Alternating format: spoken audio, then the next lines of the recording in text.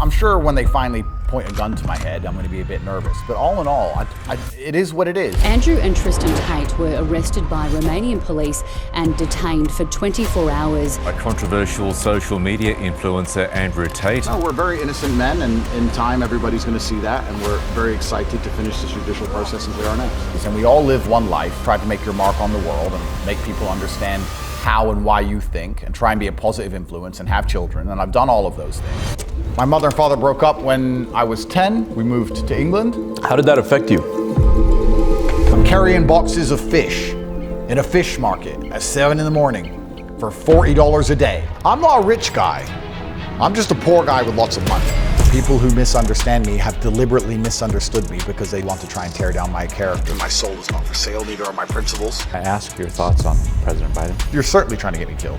What are your thoughts on the upcoming election, President Donald Trump? Putin nailed it. It's the last hope for the West. If President Tate was in office, as crazy as that sounds, I think the world would be a dramatically different place in 20 years. you getting thrown in jail. I was put in the same cell as Tristan. We were put together so they could bug the cell. I had prepared for it the best I could. I wasn't ready for the level of Matrix attack I was subject to. Making money is very important when you fight a war. Recurring revenue. Hundreds of thousands of students. Did Andrew Tate ever try monogamy? Where else have people who have inspired millions who spoke against authority ever ended up besides jail or dead? The Matrix is calling. Time's up. Hi, my name is Andrew Tate. I went from a single mother household to a kickboxing world champion, to thrown in a Romanian jail cell, to trying to help you all escape the Matrix, and I am one of the passionate few.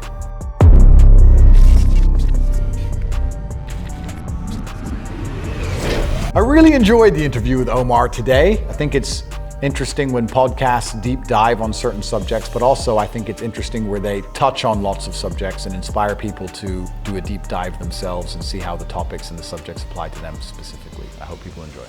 Before we delve into this interview, you have to know that a few days after we filmed this, he was actually arrested again by Romanian officials facing UK extradition on new charges. He shares things he's never shared publicly before at great risk to him and his safety. So I want to encourage you guys to really pay attention to the very end because we talked about it all. Also, if you want exclusive access to the raw, uncensored, and unfiltered conversation of this two-part interview, you can have that 100% free by texting the word Tate to 323-919-8510, and you'll get instant access to it there. You can also check it out in the description down below to subscribe for email. And with no further ado, I want to encourage you guys to sit back, relax, enjoy this incredible interview that will blow your mind inside the soul of none other than Andrew Tate. Hey guys, welcome to this episode of the Passionate Few podcast. It's your host, Omar, and today we have the privilege in Romania to sit down with none other than the man, the myth, the legend himself, Andrew Tate. Thanks so much for being on the show today, Andrew. Good to meet you, sir. Oh man, appreciate you hosting us here in Romania and having us come to your beautiful country, and excited to get into this today. Yeah, I want to show you guys around. Romania's got a very bad reputation internationally in general, and also because of what they've done to me. But to be fair to the place, it's actually a very nice place. It's a very nice country. It's safe. By all the metrics you can measure a society by, it's pretty good, except for corruption. But then, you know, we've just started the podcast, so I don't want to start off too strong and start screaming at the camera that America's the most corrupt nation on earth, and so I'm going to calm down a little bit. Yeah. But yeah, it's a good place. Well, speaking of America, we actually know that you're a big fan of Airheads, so we actually brought you some from the States. Thank you very much. I wanted to ask you, why Airheads? You know, I've always loved these as a child, and then when I left America, I think I was 11 or 10. I missed them. They didn't exist in England. And I've never really had them since. And now I keep getting given Airheads. I'm going to end up fat. My entire, my physique, which I've worked on my whole life, is going to be disappeared because they're so addictive. It's kind of interesting. You just said, I know you're a fan of Airheads. I know this is going to get me in a lot of trouble, but I'm going to say it anyway. That reminded me instantly. It made me think of a bunch of jokes about bimbo women. Yeah, I know. And I thought, thinking, what do I say them? My brain was running quickly. You said, I know you're a fan of Airheads. And I thought about 30 jokes going, jail, that put me in jail, that put me in jail, that put me in jail. Let me just take the candy. Before we get into it, you know, we'll talk about a lot of what's going on. Obviously, you know, not just what you've been going through with the Matrix. Yeah. But before we get into that, for people who may have not heard the origin story, talk to me a little about where you grew up. Yeah. I know you grew up in Washington, D.C. Yeah. But talk to me about young Andrew before you became literally the most viral person on earth. Talk to me. What was young Andrew? Where did he grow up, and where did the formation for this ambition really begin for you as a kid? Yeah, that's a good question. I was born in D.C., and then we moved to Indiana. We lived just outside of Gary, Indiana. Mm-hmm. And my father was a professional chess player, and I understood I had to work hard and I had a duty to my last name. And from as young as I can remember, I was told, no, you have to be exceptional because your last name is Tate. It was very clear to me. It was never any other type of life that was laid out for me. I never expected to have any other easy life or never expected to have a normal life. Mm-hmm. My mother and father broke up when I was 10. We moved to England. How did that affect you? Yeah, I think that's probably one of the reasons, if I had to self-analyze, when I moved from America to England, obviously you start all over again, you go to a new school, you have to make new friends, and back then, I don't know how long ago that was, 20-something years, whatever. If you're American in England, it was slightly more unusual. Sure. And the kids would make fun of your accent or whatever, and you have to learn to stick up for yourself. Mm-hmm. You have to learn to fight and to be brave. And if I had to be a psychotherapist, if I believed in these things and had to analyze my past as to why I am the way I am, mm-hmm. I think the fact that at a fairly young age, I was ostracized and forced to defend myself and forced to stick up for myself and was happy to have a different point of view because I knew nobody could pick on me. Mm-hmm. That probably has something to do with the reason I am the person I am, mm-hmm. if I had to analyze it. So you got me thinking now, maybe that's a good thing. Maybe I need to take all my kids and pluck them and just drag them out of school and drop them in Mongolia somewhere. Yeah. And see how that... Was it something like a series of events? Because I can relate to that, where you feel like an outcast. You don't quite feel at home here. You don't quite feel at home with this group. So it teaches you to kind of stick up for yourself and fight for yourself. I think it was just my brother and I. We turned up. Everyone said, haha, you're weird American kids. We said, yeah, we are. Say something to our face. And they wouldn't. And that was it. And it just became us two. Against the world. Against the world. And nothing's changed. Not much has changed. Yeah. And I think that's the way it's supposed to be. It's very interesting when you understand the brutal dynamics of humanity and also the brutal dynamics of opinions in general. But mm-hmm. unless you're prepared to defend your opinion, usually physically, especially outside of the internet world, you don't have an opinion at all. If you can't defend your ideas, if someone comes to you and says, I disagree with you, and you're afraid of that person, well, then you're not going to have any ideas different than what the Matrix wants you to hold. Mm-hmm. It takes a lot of bravery to stand up and say, I don't care, I know I'm right, despite the fact that the whole group or society or the consensus is saying this, because you're going to pay for that at some point. I know we live in a world now where physical confrontation and physical violence alone is not enough, but I still think it's intrinsic inside of the human condition. When you know that you are capable in that realm, you're more likely to stand up against the system. Mm-hmm. But you can't have an opinion if you don't defend it. If you can't defend it, if a guy comes up to you and says 2 + 2 is 5, and he can beat the shit out of you, mm-hmm. I mean, maybe you'll end up a bloody pulp, or maybe you'll give up sooner, but sooner or later, 2 + 2 is going to equal 5. That's the reality of the world. So, yeah. If you don't stand for something, you'll fall for anything. Yeah, absolutely. Absolutely, yeah. So I think, just to talk about the childhood thing, I understood from a young age I had to stick up for myself and defend my ideas, and my ideas were always different, and I was always an outcast, I guess, to a degree, and that certainly played a part later on in my life, because it's been very easy for me to look at the programming the Matrix is trying to push down my throat and just say no. Did you discuss a lot of philosophy with your dad growing up? Was he a confidant in that way? I know he's a chess master, but was he somebody you pitch and catch with, or was it mostly you and your brother that kind of pitch and catched a lot of these things early on? My dad had his own philosophies. We definitely never read any philosophical books. We didn't study any old philosophers, but he'd say things now, which you can even still see his Twitter. If you want to see a philosopher, you can go through his Twitter now and see all of the things he was saying when he was still alive. Yeah. But I think life is actually pretty simple. There's action and reaction. There's cause and effect. Mm-hmm. There's brave people and there's cowards. A lot of people are self-interested. And if you understand the basis of these motivations, it's not difficult to work out why the world functions the way it does. And cause and effect and action and reaction are very real. And I think one of the largest plagues we have in the world today is a lack of action amongst people. And deciding not to act is an action in and of itself, right? And that's the only philosophy you need for life. If you want something to move, you have to move it.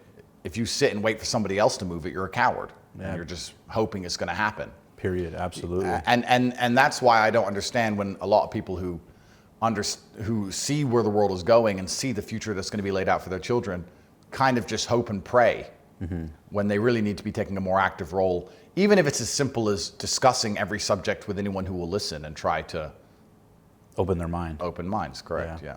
Now, real quick, I want to touch base one more time. The young Andrew Tate, when he was coming up and having these sorts of thoughts, what were you like as you got into your teens? Were you a ladies' man? Did you have a girl break your heart, that first one? I'm sure the stories are famous. Everyone's had their heart broken by a girl, haven't they? Do you remember the first one? That really did it for you? Yeah, everyone's had their heart broken by a girl when they're a teenager. I can't say her name because I'm famous now and she isn't. So I can't make her famous or anything. Mm-hmm. But I think everyone's had their heart broken by a girl, and that's an important part of life. I'm sure every girl's had her heart broken by a man. I don't think it's gendered. I think that's just how the society functions. That's just how it goes. Well, the reason I ask too is because a lot of people that we've interviewed, a lot of high-level entrepreneurs, billionaires, a lot of people who've done big things, a lot of them had a chip on their shoulder early on. Even Will Smith talks about the fact that he wouldn't have been the biggest actor in the world if that first girl didn't break his heart because he swore to himself. I think his current girl's breaking his heart. I don't think he's worried about the first one. He's worried about the one he's with now. Bro, chip on his shoulder, he needs to get it back. Jesus. But was there ever anything like that for you? Like something when you were young, you're like, man, I'm going to prove to the world. Like what started that fire inside early on? Or did it kind of just develop through time and get hotter and hotter? Well, I think everybody has a fire inside of them, but it's pacified. It's deliberately extinguished by society because one, the Matrix wants you docile, which is the first thing. And second thing is people live lives of comfort. A lot of people, I think all men are born with a masculine desire to conquer Earth. And I think you're only going to be happy if you're conquering. But if you're living a semi-comfortable life and your mother is nice to you and you're not under any pressure and the Matrix is telling you it's fine to just be average, well, then you're going to be sitting there being average. I was never comforted. I was never given an easy life. I never had anyone in my life who was saying, don't worry, Andrew, it's okay to just be this guy. I was told the opposite all the time. I don't know if the fire inside of me is any bigger than it is inside of every other man. And I think that every man at home watching this, if they don't have the things they want in life, should feel a degree of resentment towards themselves or disappointment, understanding that they have the same desire and drive that I have. They just allowed themselves to be psyoped out of it. They've allowed the Matrix or whoever to convince them it's okay to not be the man they could be. And I never allowed anybody to do that to me. I've had a lot of people try. I've had girlfriends say, Andrew, you're rich enough, and why are you going to jail, and why all this stress? Why can't we just relax, just be quiet, just, you know, and my mom has said it, women usually, because they protect, that's how a woman will protect you, right? A man will die beside you. A woman can only protect you by trying to convince you out of going to war in the first place. And I could sit here and listen to them and say, I've done enough and I'm rich enough and blah, blah, blah. But then I wouldn't be me. Absolutely. You know, so, and I think that people fall for that trap early on in life. There's many stages of life. You can be 5 years old and your mother doesn't want you to go boxing because you might get hit, and the dad might be like, yeah, I guess. A lot of it is feminine energy. And then another huge part of it is the Matrix-led propaganda, because they don't like masculine imperatives because it defends the society, which they're trying to destroy. But I lived in a household where my father was in charge and my mother wasn't allowed to baby us, and we were always pushed to be the same way. Has Andrew Tate ever had a job? Yeah, I've had jobs. What were your first jobs? Walk people down that lane. I'm not a rich guy. I'm just a poor guy with lots of money. I am, no, but I mean that. I've had jobs. I started off my first job, I was carrying boxes of fish. How old were you? 15. 50. That was your first job? Yeah, there were like 25 kilo boxes of fish with ice in them, and I was carrying them from 7 a.m. till 5 p.m. at a fish market. That was my first job.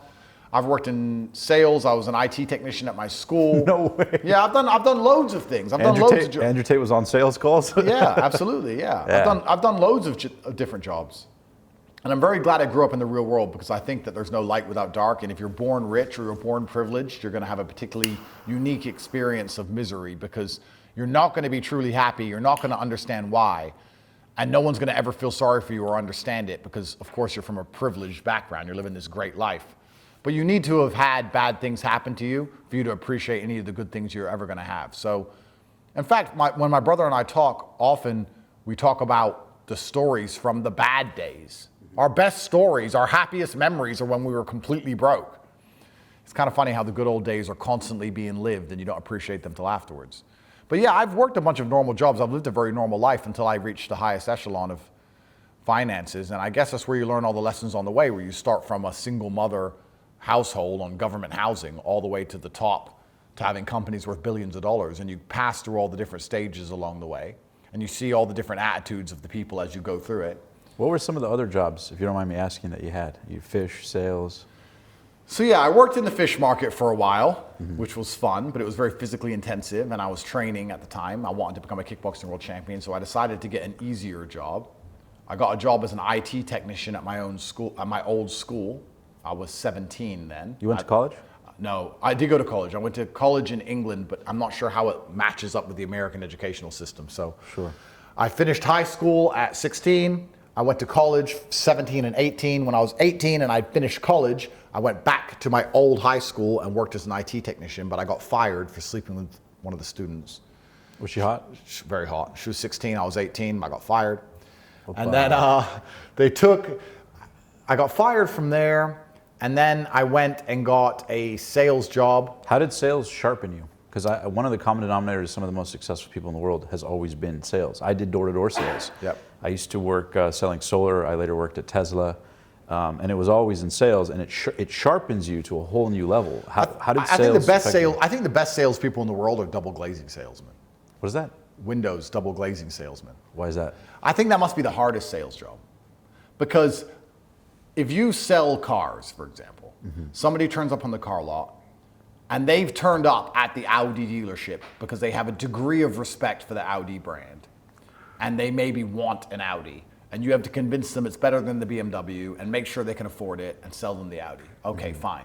But if you're going to sell somebody windows, they already have windows in their house. You're not turning up to some crack den with no windows. So firstly, you have to make them want the windows. Right. That's the first thing you have to do. You unsolicitedly knock on someone's door and say, I'm here to give you windows. And they're going to say, I have windows, I don't want windows.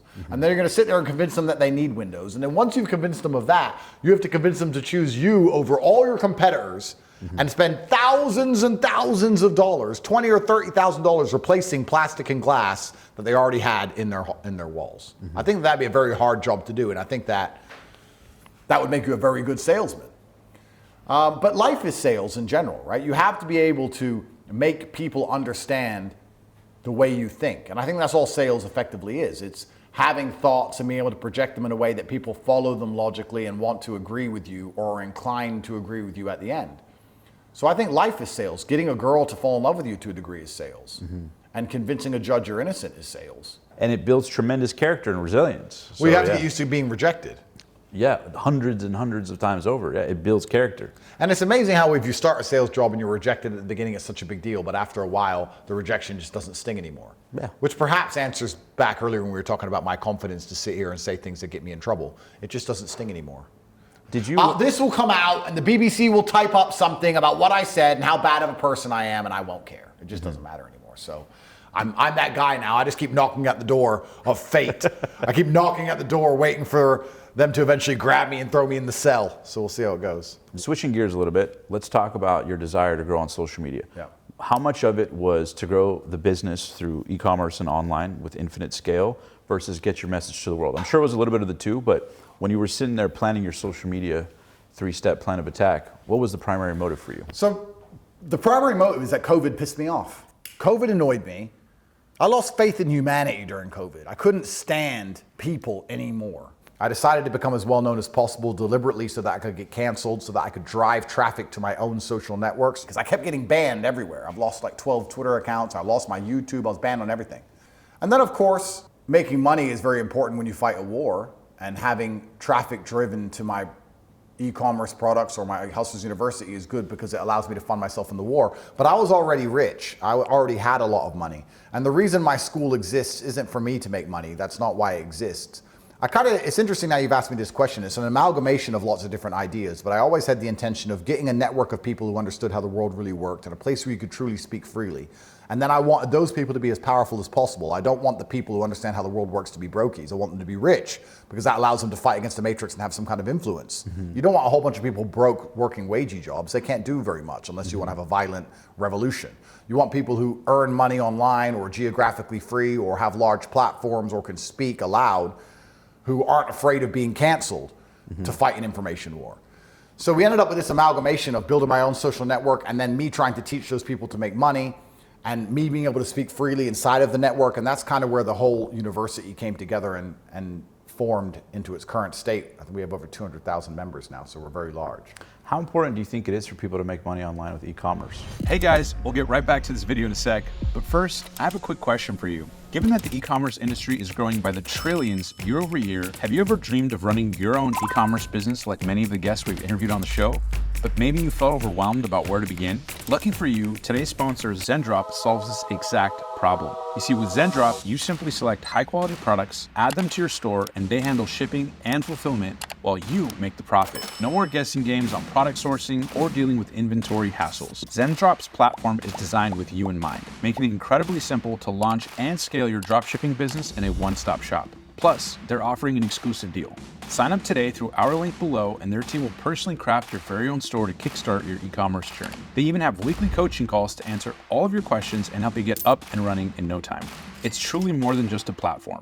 It's your e-commerce partner waiting to join you on the path to success. So why wait?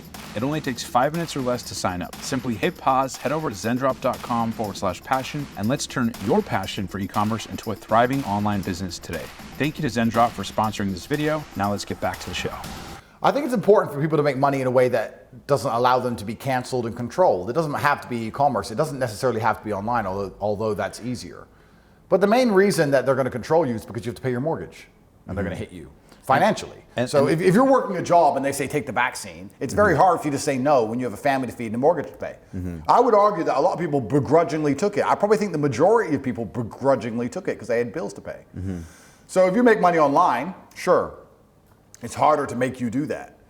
But you don't necessarily have to make money online. You have to make money in a manner in which it's harder for the matrix to force you to do things you don't want to do. So you have freedom and control over your own And freedom of future. Speech, because a lot of people can't say what they think. I want to ask you this, and it's related to the business side of things, switching gear. A lot of our audience, we've interviewed a lot of billion-dollar entrepreneurs, a lot of high-level people.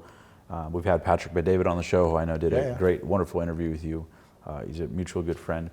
A lot of people wonder about how you built your empire. So I want to get into some of your mindset.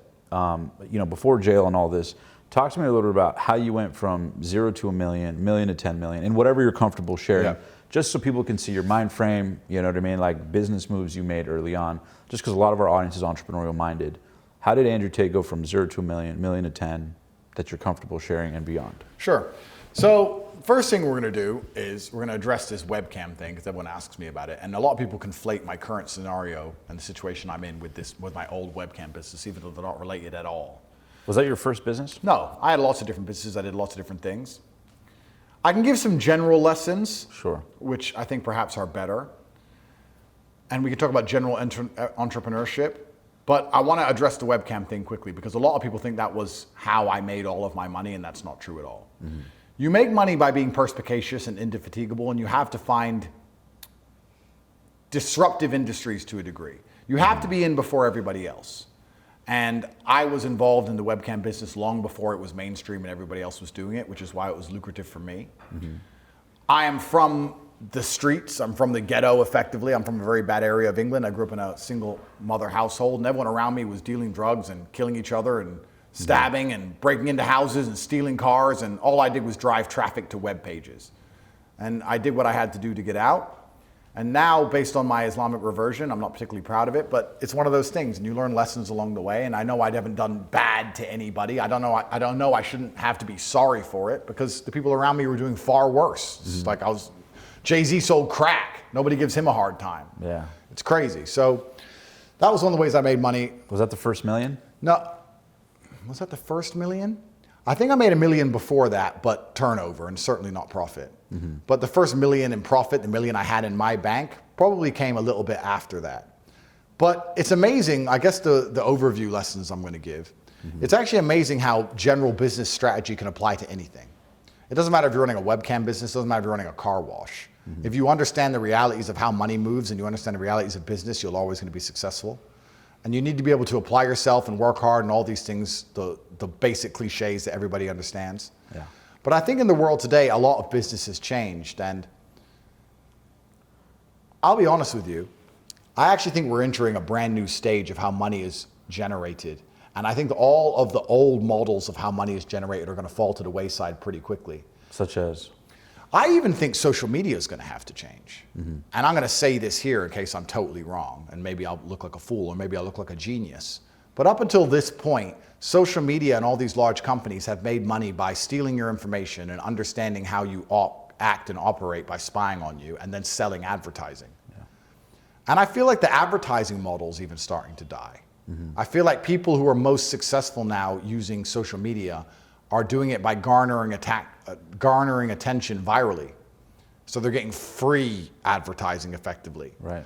And the old model of just pure advertising campaigns doesn't work anymore. And as AI comes into play and as video content can be created from anywhere, as people decide to create their own realities and their own video games and their own movies they want to watch as opposed to watching anyone else's, I don't know if anyone's going to be sitting there consuming these adverts like before or even responding to them. I don't know who even responds to adverts on Google or YouTube or any of these things anymore like they used to. I just think the whole advertising model as a whole is going to fall. And they're going to have to find a brand new way to monetize. I do believe it's an attention economy we live in. I think you need to garner attention and find a way to monetize it off the back of it. But I don't think that the traditional advertising model of these social media companies is going to continue for a very long time. I think it's starting to fail. And the reason I say that is I know a lot of people who run advertising campaigns now on Google and YouTube and these things, and the returns they talk about compared to somebody who lives true to themselves and has attention garnered via virality are minuscule. And I don't think that the advertising model is going to continue to work for a very long time. To make money in the world today, you need to prove brutal competence and you need to find a USP, which has always been the case. You need to find a way to garner attention, which has always been the case. I feel like... When you say USP, you mean unique selling proposition? You need a USP, yeah, you need a unique selling proposition. But we're entering a very interesting stage, and the reason I'm talking about this specifically is inside of my school, Hustlers University, we teach artificial intelligence, and I think AI is going to come and wreck the majority of people in the next 10 to 15 years, maximum, maybe even 3 to 4 years if you're not implementing it in your business now. Crypto was a disruptive industry, and crypto was a play where if you believed in cryptocurrency early enough, you could have become monumentally wealthy.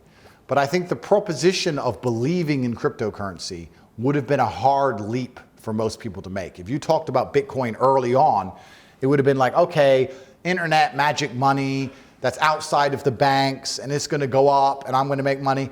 That's hard to believe. Yeah, there's no mental reference for it. There's no mental reference. However, AI is a much easier jump. I think most people at home understand that AI is coming here and it's going to be here to stay and it's going to change every single facet of how our world operates. Right. And you'd be a fool to not believe those things.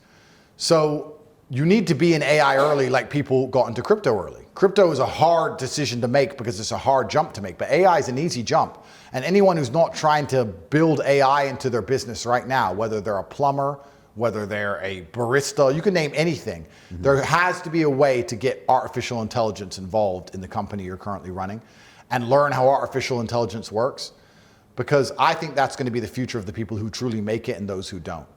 And the reason is because they talk about removing the link between your time and your money, because if they're linked, you're going to run out of time and you're never going to be able to get rich if you sell your time for money. Right. But the machines never sleep.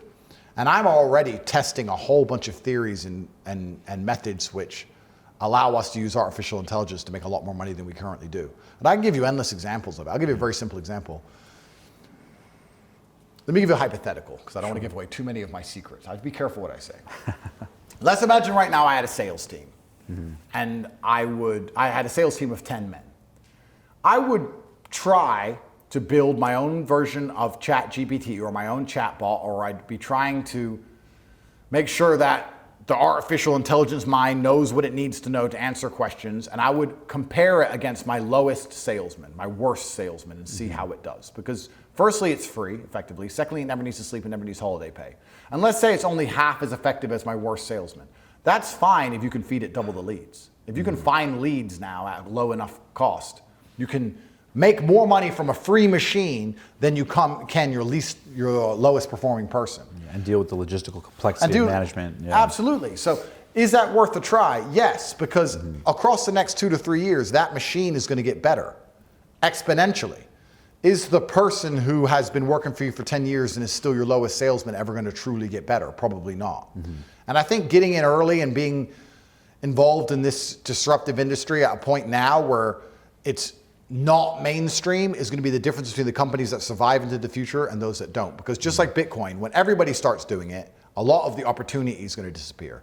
And I think that it doesn't matter what industry you're thinking of getting involved in now or what you're thinking of doing, you should be looking at how you can use AI right now to make as much money as possible. And that's the advice I'm giving to people. And that's what we're teaching inside of our school as well in Hustlers University. Every single campus, we have a specific campus around artificial intelligence, which we teach. And every other campus, all the other money-making methods, we also teach how to integrate AI with them. Because I think the future is actually going to be people who can't make any money at all, and then people who know how to make the machines make money for them. That's where I think we're going to end up. Perhaps that's the future I'm betting on. And if I'm wrong, I've already got enough money, so we'll see. Sam Altman from ChatGPT talks about he believes that there'll be billion-dollar companies that are 1, 2, 3 person like companies because of the power of AI. Let me ask you this. How important do you think building a personal brand is in 2024, 2025 and beyond to growing a business? It's credibility, which is one of the most important things. It's authenticity, which is one of the most important things. It comes with a lot of heat and a lot of smoke, which I don't think many people are prepared for. And it depends what you're selling. I mean, a personal brand is exactly that, a personal brand. If you have a company, then your company has a brand ethos. So you have to, what's the point of a brand in the first place? The point of a brand in the first place is credibility and relatability and authenticity. And trust. And trust. So it has to be done at some regard, at some level. You can decide if you want to hide behind a company to protect your personal life, or if you can be the face of your company yourself and suffer. There's advantages and disadvantages to both. Your personal life suffers when you're a personal brand. True. But especially when you're Andrew Tate. Well, yeah, in my particular case, but then also there's been massive and monumental benefits. There are some good things about it. Right. So it depends what you want to do and what industry you want to get involved in. A lot of people ask me about personal branding and come and say, should I do a personal brand? And I'd often argue that it doesn't matter if you should or not. Firstly, can you? Can you do a personal brand? And what are you reverse engineering or what are you optimizing for? You know what I mean? Well, yeah, but I mean, can you do a personal brand? What about you as a person is going to get people vested in you?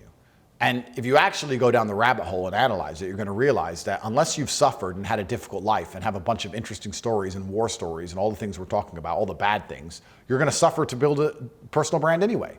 If you're born into a rich family and your life goes well and everything's fine and now you have a bunch of money and you try and start a personal brand based on the fact that you have money, nobody's going to care. Nobody's interested in all the good things that have happened to you, and nobody's interested in how nice your life is. Nobody cares. Maybe if you show enough money, you can get some temporary interest, but not for long. The only people who can build a brand off having a perfect life are women. Look, I'm beautiful. Look, I'm in Louis Vuitton. Look, I'm skiing. Chicks can do that because they're physically attractive. Men can't. All the men you can name with truly strong personal brands have very interesting stories, and interesting stories usually involve danger, risk, pain, suffering. Those are the things. Triumph, overcoming. Triumph over, oh, exactly. So if you say, oh, should I build a personal brand? Well, can you? And if you can, then perhaps you should consider it.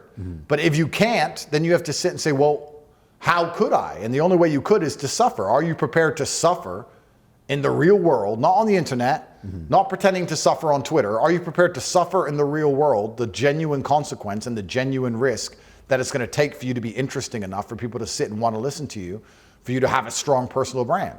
That's the actual question. True. When people say about personal branding. Because Batman's personal brand is kicking everyone's ass, and he only did that because his parents got killed.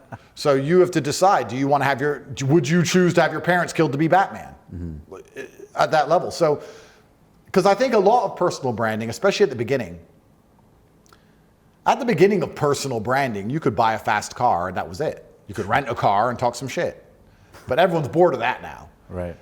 I kind of feel like I've raised the bar and kind of ruined it for everyone. It's kind of 1,000,000%. It's kind of hard now to like be interesting. To like, yeah, but did they throw you in a dungeon in Romania? No, boring. Boring. Do you have a Bugatti? 59 cars. I kind of ruined it. Yeah, do you have a Bugatti? Lambo broke. Yeah. No, but like the reason I ask is because we have, a big part of our audience. We have a newsletter. We have a school community, and we teach, different parts of personal branding. So I'm curious if you have any tips.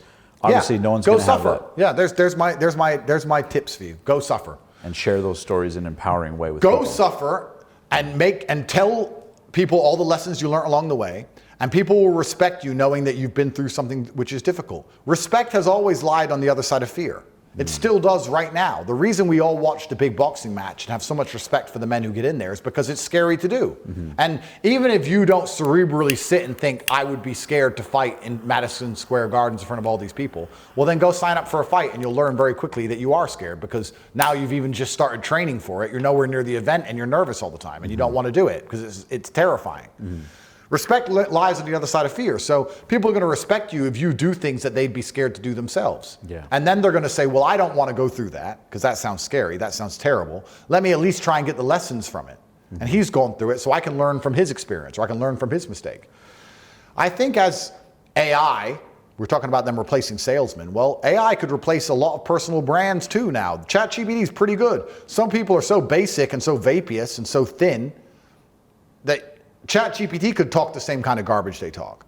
Unless you have some suffering to anchor to, how can you have any kind of personal brand at all? Yeah, maybe I'm just talking from my own experience because my brand is built on pain and suffering, and maybe I'm trying to cope my way for having all the bad things happen to me that have happened to me. But if I didn't have them all, I don't know what I'd talk about. Would people listen? Would people care? But what would I talk about? I have a fast car? Okay, I have a fast car. But the coolest thing about me having a fast car is I grew up with absolutely nothing. The coolest thing about me having a fast car is that they tried to take it off me and threw me in a dungeon. The coolest thing about me having a fast car is when I'm gonna get back in it after they failed to seize it off me when I was on an Interpol red notice for garbage. That's the cool part of it. Yeah. Without the dark, there's no light. Yeah. There's no appreciation for the light. It's interesting. It's like, kind of like, we're working on getting Dana White on the podcast, Conor McGregor on the podcast. And so many people love Conor's story because it's classic. He was a plumber in Ireland. Yep. And he came from very humble beginnings, dirt poor, was trying to figure out how to make it work. And now the story is, people champion him because they see versions of themselves in him, right? In their low situation, their low challenge. Yeah. And then today, he's, obviously been the biggest thing ever. Yeah. What are your thoughts on Conor McGregor? I like Conor. I've Have you ever talked to him or connected with him? Yeah, I have to be careful who I say I know, but Gotcha. I've yet to meet him in person. But I like Conor. I have respect for anybody who stands up for what they believe in. And truthfully, even if you disagree with me on every single subject, if you stand up for what you believe in and you act remotely honorably, I have respect for you as a person. And it takes a lot of different types of people to keep the world functioning. I don't like snakery, and I don't like deception, and I don't like dishonesty. But I feel like Conor, I'm sure we don't agree on everything. I feel like he's an honest person.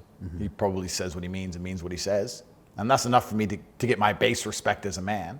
Yeah. And he has another fight coming up soon. We'll see how that goes. Yeah. Maybe, who knows? Maybe after we'll organize a little round table, me, you, and Conor. That would be a very interesting conversation. We'll see how that one goes. I'll work on it. But yeah, you're right. His affinity was with the common man because he comes from a common place, as do I. But I feel like if you're trying to build a personal brand, I think people now are looking for, I think the internet landscape is also changing, because I don't think people are looking to be just entertained anymore. 3 or 4 years ago, even 5 years ago, you could be entertaining and people cared. Right. Because life wasn't perhaps as difficult as it was. Inflation wasn't so high, whatever you want to call it. But they just watch a show and go, okay, he's being a clown, I'm entertained, fine. I think people are looking for answers now. I think people are looking for solutions. And they're only going to believe and trust in the answers you give them if you've tried and tested them, which requires suffering. I think that the internet landscape is changing. People aren't so interested in watching people just have fun anymore. Yeah. People aren't so interested in watching these idiots just put on makeup anymore. Now they want a solution for their problem because their rent is due and it must be paid. Well, how do we find a person we can trust, and why can we trust him? Yeah. And the easiest answer is, well, because I've been through X, Y, and Z. Yeah. That's how you prove you can be trusted. How do you prove you have discipline? Run a marathon. Then you can prove you have discipline. So for all the people who listen to your newsletter who want a personal brand, okay, go do something extremely difficult and tell them about it and tell them what you learned and prove you did it, and then do something else and continue to compound all those difficult things in your life until you become a better version of yourself, which makes you more competent, which also amplifies your success, and everything works together, and before you know it, you have a huge personal brand. But if you don't suffer, if you don't go through pain, I don't know how you're even gonna have one anymore. Well said, well said. Now, what industries would Andrew Tate get into? Obviously, if you didn't have the heat of the universe and the matrix on you, and you were the average common man trying to come up in present day, imagine you're in your, 20s, 30s, 40s, restarting, what industries would you look at as the biggest opportunity in 2024, 2025, and beyond? Yeah, I think that... Aside from the double window industry, you're saying, right? Yeah, double glazing. Double glazed window industry, yeah. It's interesting because I feel like a lot of the attention geopolitically is going to be moving towards the global south in the second and third world. And I think a lot of people understand there's always been more opportunity in the second and third world than in the first world, where a lot of things are wrapped up. I think the internet is giving a lot of access to these places that perhaps didn't exist before. Absolutely. I think artificial intelligence involved in these places is also going to be extremely important. I feel like selling information or being the barrier to information is a fantastic way to get wealthy in the world today. There's a lot of people who want things explained to them in a very concise, very quick, very compendious way. Right. And if you can take information which is perhaps freely available that takes an hour to explain and explain it in 30 seconds or less, you're going to find a way to monetize that. Right. Especially if you can draw attention to yourself and make it clear how much time you can save people. Right. Especially if you could use artificial intelligence to get that 30 seconds down to 25 seconds. Right. There's actually endless opportunity if you're prepared to work. I don't think that the problem is a lack of opportunity, and I don't really even truly believe in saturated markets. I still think that a lot of people will look at a lot of internet businesses and go, oh, it's saturated. Let's take something that people have been doing for a while. Copywriting. Copywriting, everyone's been trying to copyright, everyone's done it. Well, I would argue that there's a bunch of people right now making money from copywriting as we speak, who are idiots and who are lazy. And they're still making money. So there's no such thing as a saturated market, because there's always a huge subsect of that market which are very easy to outcompete if you try your best. And they're living from it, which means you could take most of their business. There's always a bottom percentile. Yeah. So I think that you should be looking to, when I say, I've said this on many podcasts before about selling information or garnering attention, but I don't want people to confuse that with being a clown. Sure. Which is very different things. I think that if you're prepared to suffer and you're prepared to show that your brand or your personal brand stands up for something, and you have information which people then believe they need, you're going to be very successful in the world today. Yeah. And I love that you bring up not only AI, but second and third world countries, because geo arbitrage is something very huge, right? Yep. For example, I'm a partner in a recruiting company called A1, and we help people get people on their teams at a much more cost-effective price compared to a lot of the labor in the U.S. So people overseas, whether salespeople, admin assistants, customer support, right? There's a reason these billion-dollar companies are doing it, because they see the value in it. Where do you see the labor force of second and third world countries, and using that to grow the business? What are your personal thoughts on that? My personal thoughts are, I don't know how people in the first world aren't extremely concerned. You were being replaced by effectively foreign call centers for a while. That's something that's been going on for a while. And now we have artificial intelligence coming, and most people are so boring and uninteresting, and they have not suffered enough to be unique. Therefore, they're going to soon be replaced by a free chatbot. Right. It's a free chatbot that could already replace a large subsect of the population as we stand right now. Imagine we're going to be in 2 or 3 years from now.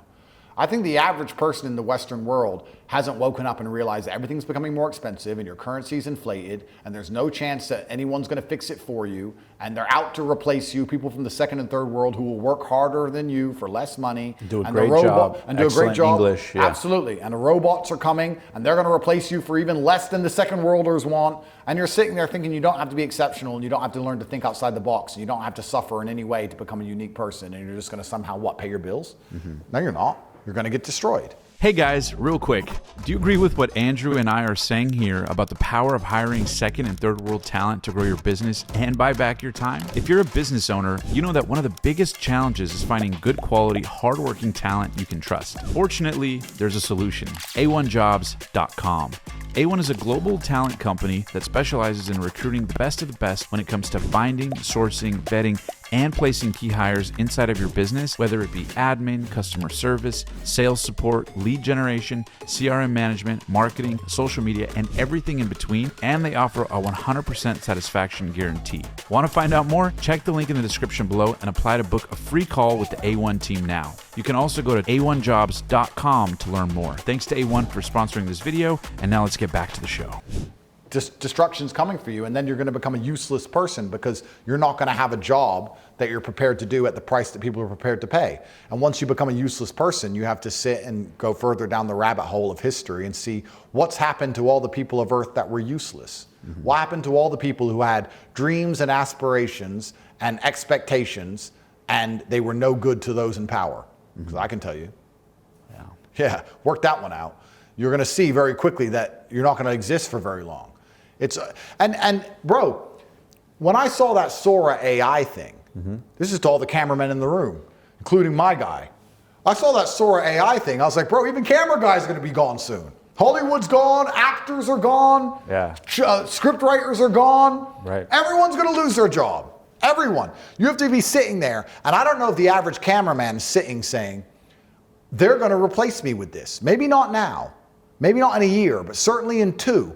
They're going to be able to ask a robot for the thing I would take months to film, and the robot's going to spit it out instantly. So how do I, A, integrate this with my skills so that when they want to use the robot, instead of asking the robot directly, they ask me because they can get a better result via me? How do I use AI along with my camera skills so I can continue to retain my job? Or 2, how do I diversify? What can I do that this robot can't do currently, or I don't believe it will be able to do into the future? But the average camera guy doesn't give a shit.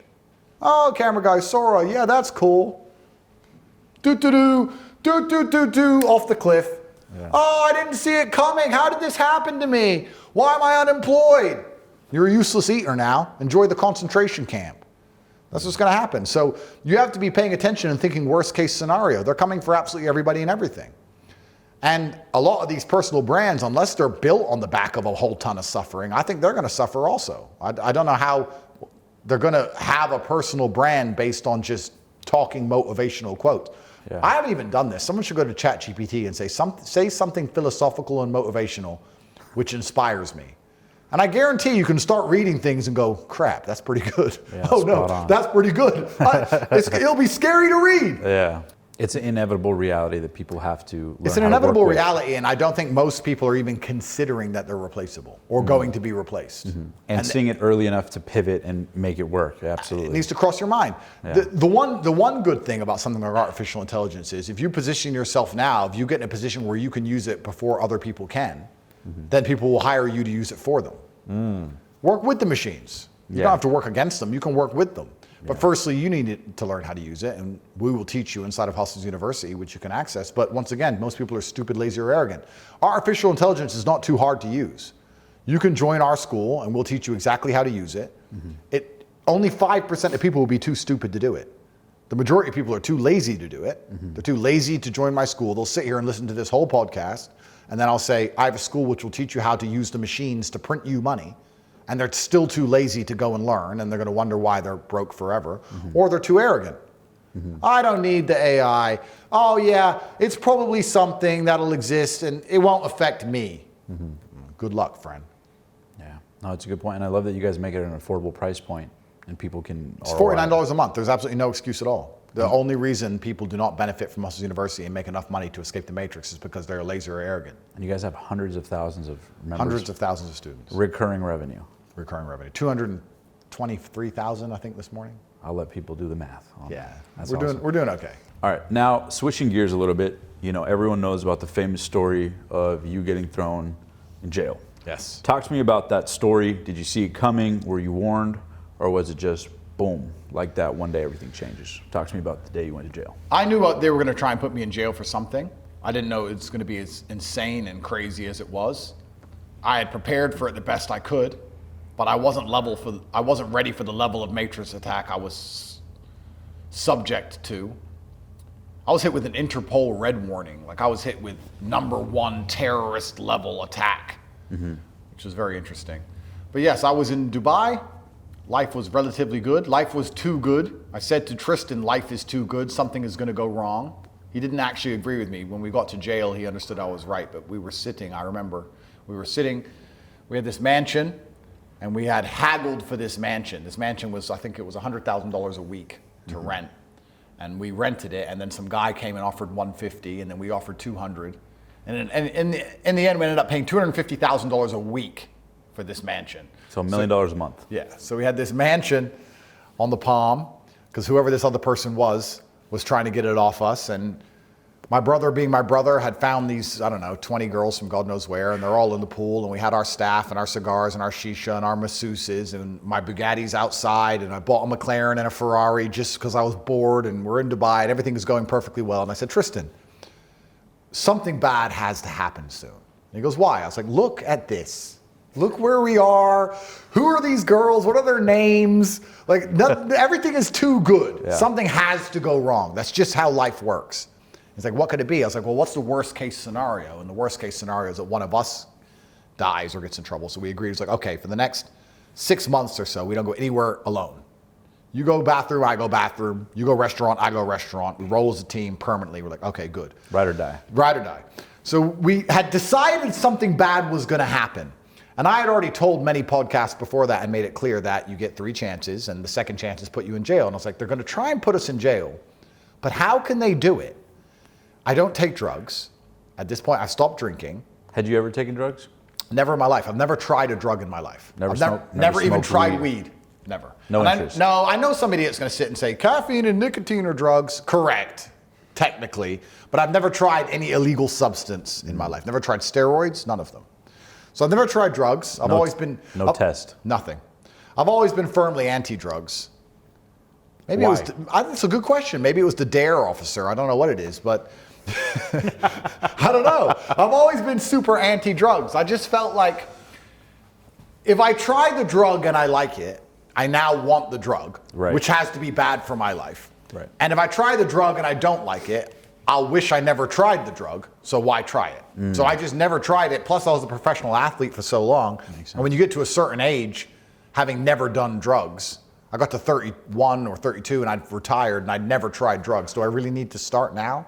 Plus, some of the drugs, speaking as somebody who's a complete layman to these things, I don't know drugs. But some of the drugs look semi-appealing, but some of them really don't. Like cocaine, I look at and I think, okay, if that gives you confidence and makes you feel hyper and happy, I can understand why that's attractive. But everyone I know who's ever done cocaine acted like an idiot, and I didn't want to be an idiot, so I've never been tempted by cocaine. And then MDMA or whatever these other ones are, ketamine or whatever, you just lose your mind and jump up and down and sweat a bunch. That doesn't look fun to me either. Right. Weed is the least appealing of all because people say, oh, but it's only weed. But why would you want a drug that makes you just want to sit and watch TV and eat food? I could do that without drugs. I could be a lazy idiot without drugs just fine. I mean, magic mushrooms, okay, I think anyone with a brain would sit and go, the idea of taking a mushroom and the whole room changing would be kind of cool, but I still refuse to do it. But the drugs that most people take, I don't even understand why they take them. Most people have such terrible choice in life, such terrible choices, that even the drugs they choose to use are crap. I don't get it. Magic mushrooms enter an alternate reality, fine. But to smoke weed just to eat Popeye's delivery and watch TV, I do not understand. So I've never been tempted by drugs, never did it. So I couldn't understand how they were going to put us in jail, but I knew it was coming. We left London, flew to England. I did Piers Morgan, called him an idiot. Left London... Left London, and I was deciding, do I go from London directly to Dubai, or do I come back here to pack a suitcase? And I flew back to Romania to pack a suitcase. I was here for 8 hours, called Thunberg stupid with the pizza, and then got picked up in the morning. My jet was on the runway, fueled, and the police picked me up about an hour before I was supposed to go to the airport. So they had been intending on arresting me for a while, I understand. What time was it that they came and got you? 5 in the morning. Were you sleeping?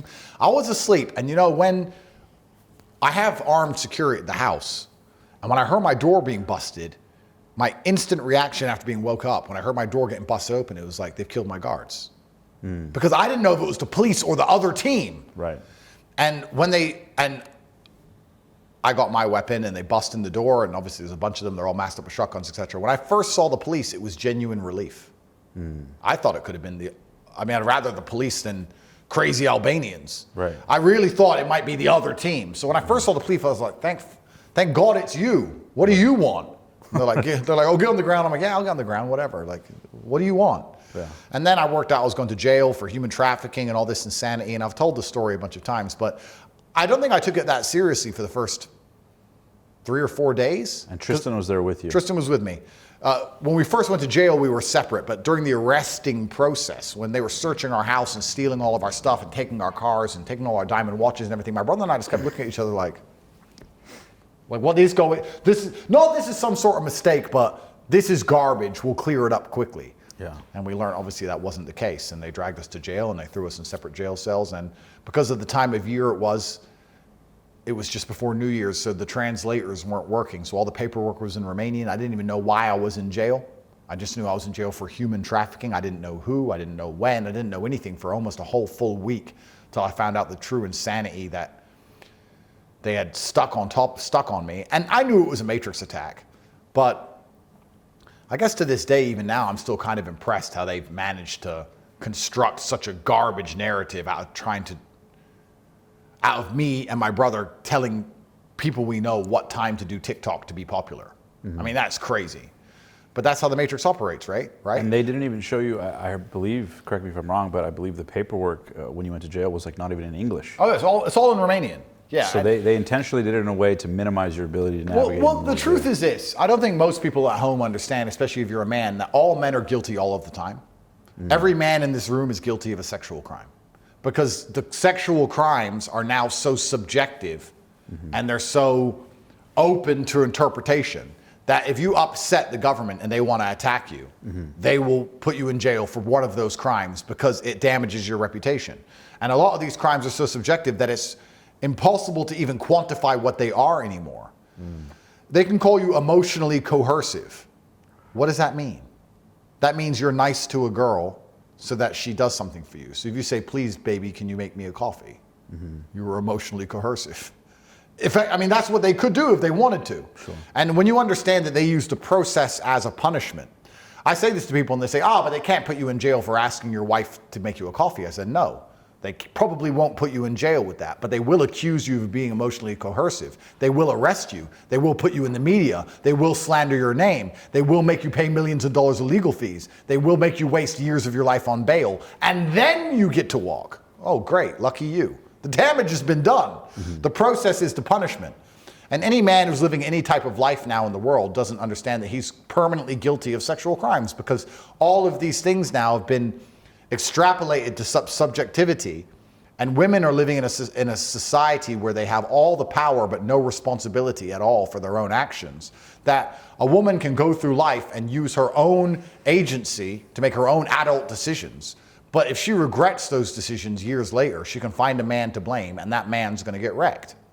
You see it endlessly. Mia Khalifa did porn, had sex with hundreds of men, made a bunch of money, and now that she regrets doing porn, she blames her manager for tricking her into doing porn. And now it's a man's fault somehow. And that's the world we live in. So, but I'll be honest, I'm a little bit mad at myself for not seeing it coming, because before they hit me with this Matrix attack, I really did consider, understanding they're going to try and put me in jail, that they're going to try and attack me with sexual crimes of some sort, but I couldn't work out how they were going to do it. Right. And then they made up the absolute garbage they did. Their intention was to put me in jail, drum up a real case, knowing that their initial case was garbage, and they failed to do that. They called 2,000 women who knew me, and none of them said anything bad about me, and it's all failed, and they're forced to proceed with their first initial accusation is that I told girls what hours to do TikTok. And here we are in the middle of the judicial process with it being thrown away little by little. But the process is the punishment. I've still been in jail for 3 entire months in a Romanian dungeon. I was still locked in my house for 5 months. I still haven't seen my cars or my diamonds or my gold or my bank accounts ever since. How many cars did they seize? 16, I think, which is upsetting because it's almost 20% of my collection. Very upsetting. Upsetting. How many cars total? I have 59 now. 59. 50. No, sorry. I had 16, and now I have none. Let me get that correct for the cameras. But yeah, so the process itself is the punishment. You still spend millions and millions of dollars in legal fees. Right. They don't care. They don't care if you're innocent or guilty. They have no interest in that. Their goal is to teach you a lesson and to punish you. I think anyone at home who doesn't agree with the following statement is an idiot. If I wasn't so monumentally famous, this wouldn't have happened to me. This is a simple statement. If I wasn't so well known, there is 0% chance the Romanian state would have tried to make an example of me via proxy by putting me in jail for telling people what time to do TikTok. They did it because I am famous, proving in and of itself that it's not about law and order, it's about damaging my influence because it's a Matrix attack. That's all it's about.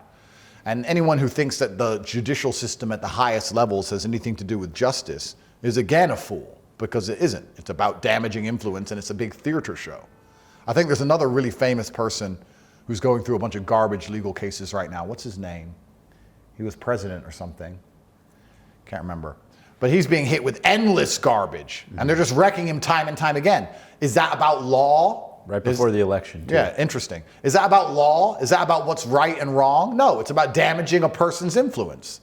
The judicial system is a weapon.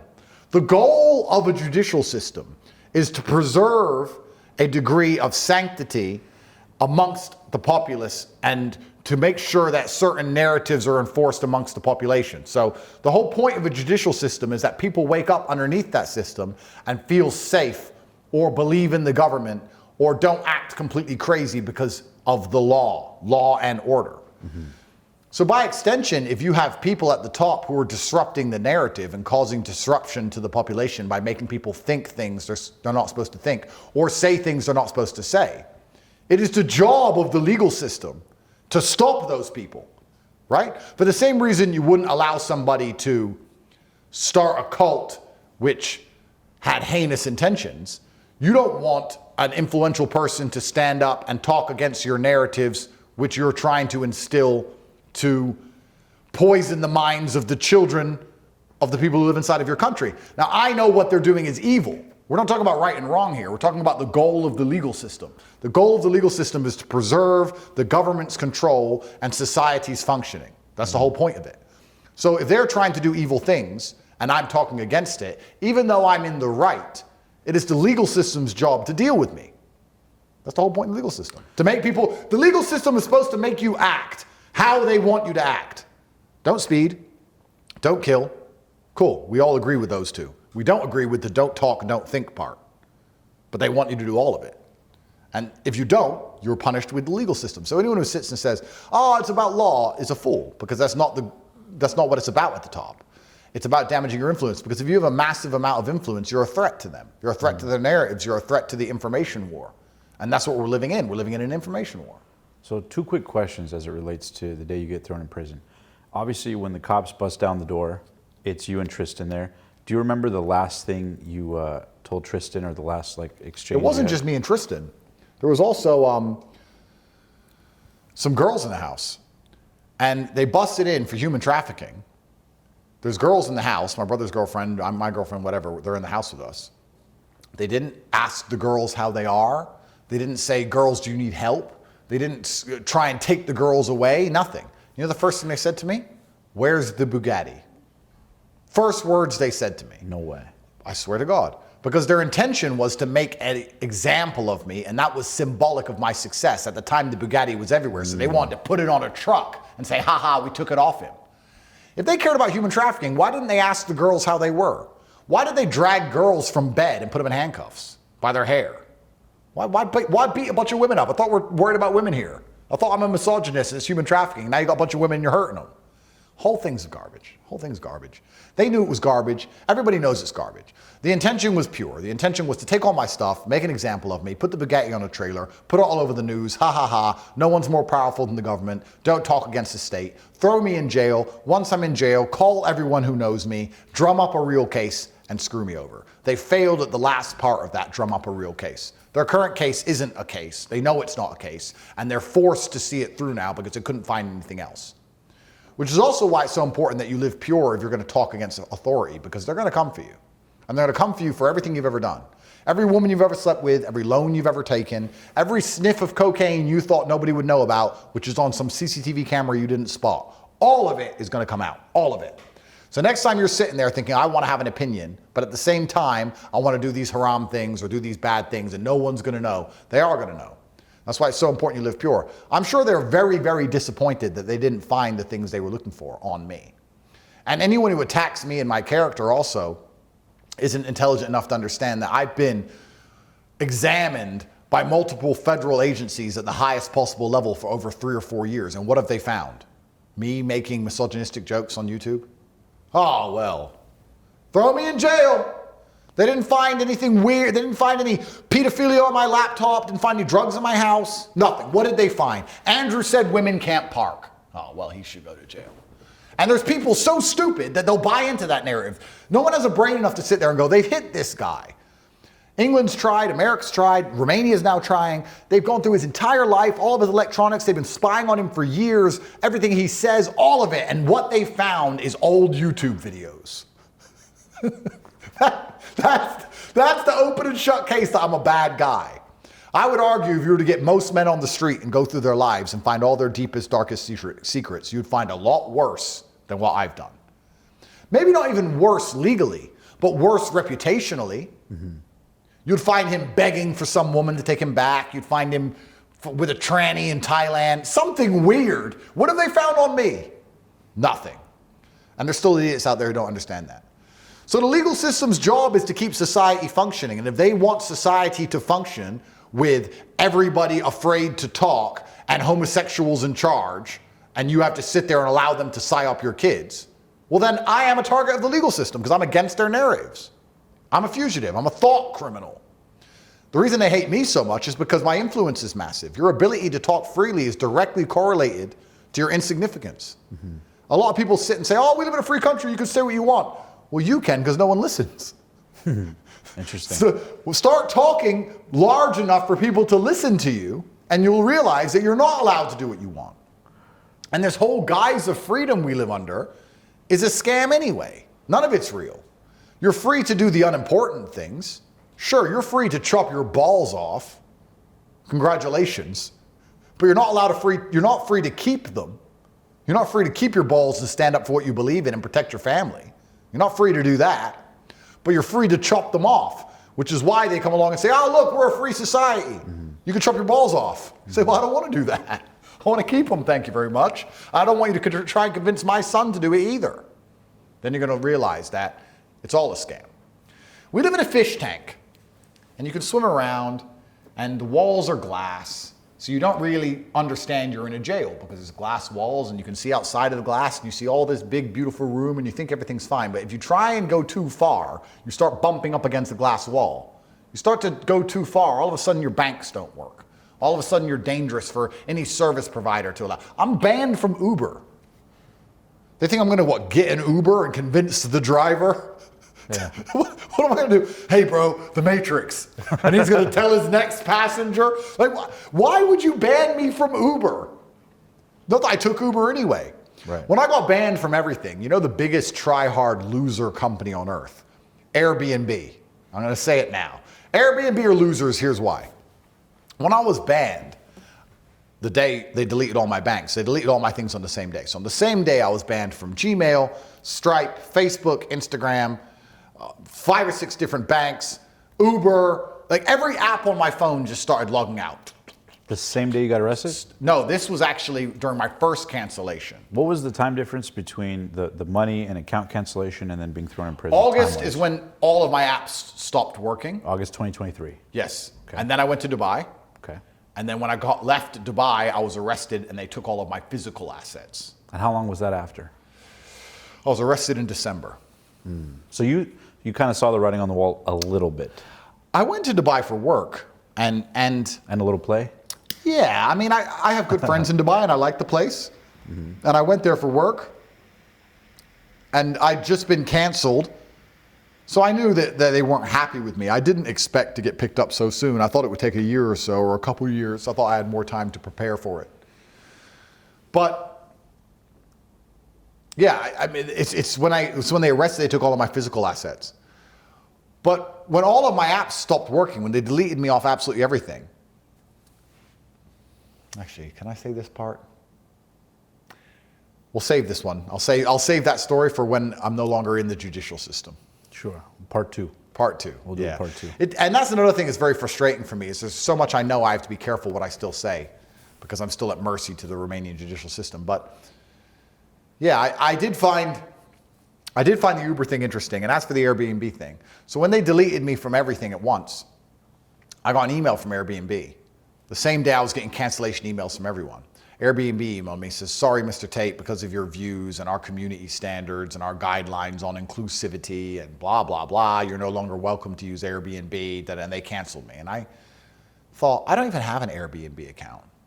So I looked it up and I realized that I was wrong. I did make an Airbnb account 4 years prior and had never stayed in Airbnb ever. Never even stayed in one, never even booked one. Right. And on the cancellation day, they jumped on in and stopped me from their service. Sorry, Mr. Tate, because of inclusivity. And I felt like replying, I've never even booked a fucking house through you clowns. Yeah. And you're coming along trying to cancel me. So I don't know, I can't tell you exactly how it works. I've heard theories that it's a cascading effect. I've heard theories that after one company cancels you publicly and the media announces that cancellation, the other companies don't want the smoke of not canceling you. Oh, yeah. And I've heard other theories that there's actually someone higher up who makes the call and then boom. Pulling strings, yeah. I guess we're going to find out. But it's certainly interesting. And I don't think most people at home understand. Imagine opening your phone and every app just logging out. You want to people say, oh, the Matrix, is it real? If you want proof the Matrix is real, the day you open up your phone and everything starts closing down, you're going to see the Matrix is very real. Wow. Now talk to me about the first moment you guys walk into a jail. Had you been into any kind of prison or jail before? I've been arrested in England before. For? I was arrested on some garbage and I was only held for a day or so. But First day in jail in Romania, what was it like? Walk us through. What's going through your mind? You walk into the cell. What happens? jail is just condensed life. You need to be strong physically so no one else picks on you, and you need to be strong mentally so you don't pick on yourself. And I was also pretty understanding that if you show respect to people, they're going to show respect back to you. I wasn't scared. Part of me was a little bit nervous, but my genuine concern was for everybody else on the outside. I know everyone was worried about me, but I was worried about all the people I have to pay and my kids and my families and my mother and everyone else and all the heat they're getting and the smoke they're getting and them all being upset. The first day I walked in there was still a chance that I would be out relatively soon. So I thought that this is a temporary hiccup and it's garbage and it's something I have to deal with quickly. It was only probably after a full week that it really began to settle in that I'm going to be stuck there for a long time. And I was hearing a lot of horror stories from people around me who had been stuck in the system for years. And they gave you no context of how long you'd be there or nothing? Everyone was telling me I was going to be there for years. Really? Other guys in my room when I first went in there, all of them had been there for between 1.5 and 4 years without trial. And when you walk in there, is everybody like, holy shit, Andrew Tate's in the house? Or was there not that kind of reaction? They knew who I was, but not really. I think a lot of them, after a lot of time in jail, maybe not in a Western jail, but in a jail in this part of the world, you lose a lot of your, what's the word I'm looking for? Sentience. You lose a lot of your sentience because the only way to survive it is to just be half asleep. Right. Does that make sense? Yeah, you're kind of numb and to not it. and not even asleep physically, but just mentally half asleep. They were like, "Oh, Andrew Tate." I'm like, yeah. Yeah. They didn't. No one cared. Welcome to the club. Yeah, just like welcome to the club. You got shafted by the system. Yeah. And it's amazing because systems are imperfect because they're run by people and people are fallible. Right. And of course, when you call the police after someone's committed a murder, you want that murderer to go to jail, and the judicial system does its job. Some people who do bad things are in jail, which is what you want. But there's also a bunch of people in jail who are just in jail for some garbage. And of course, the person you're asking why they're there, are you hearing the real version of events? Who knows? Sure. But in every single jail on earth, I would argue there's a percentage of the population who shouldn't be there. There's at least between 1%, perhaps up to 30, 40, 50% of men sitting in a room stuck there who shouldn't be in jail if all was fair in the world, and the world's not fair. And after I started to realize I might be there for years because a lot of the people in there, some of them, and I won't tell their stories out of respect, were there who had done nothing wrong and they'd been stuck for years. My concerns weren't for me, my concerns were for my empire on the outside, because as a man, you have a lot of people who depend on you. What were the conditions like inside there? They were exactly how you'd imagine a Romanian jail to be.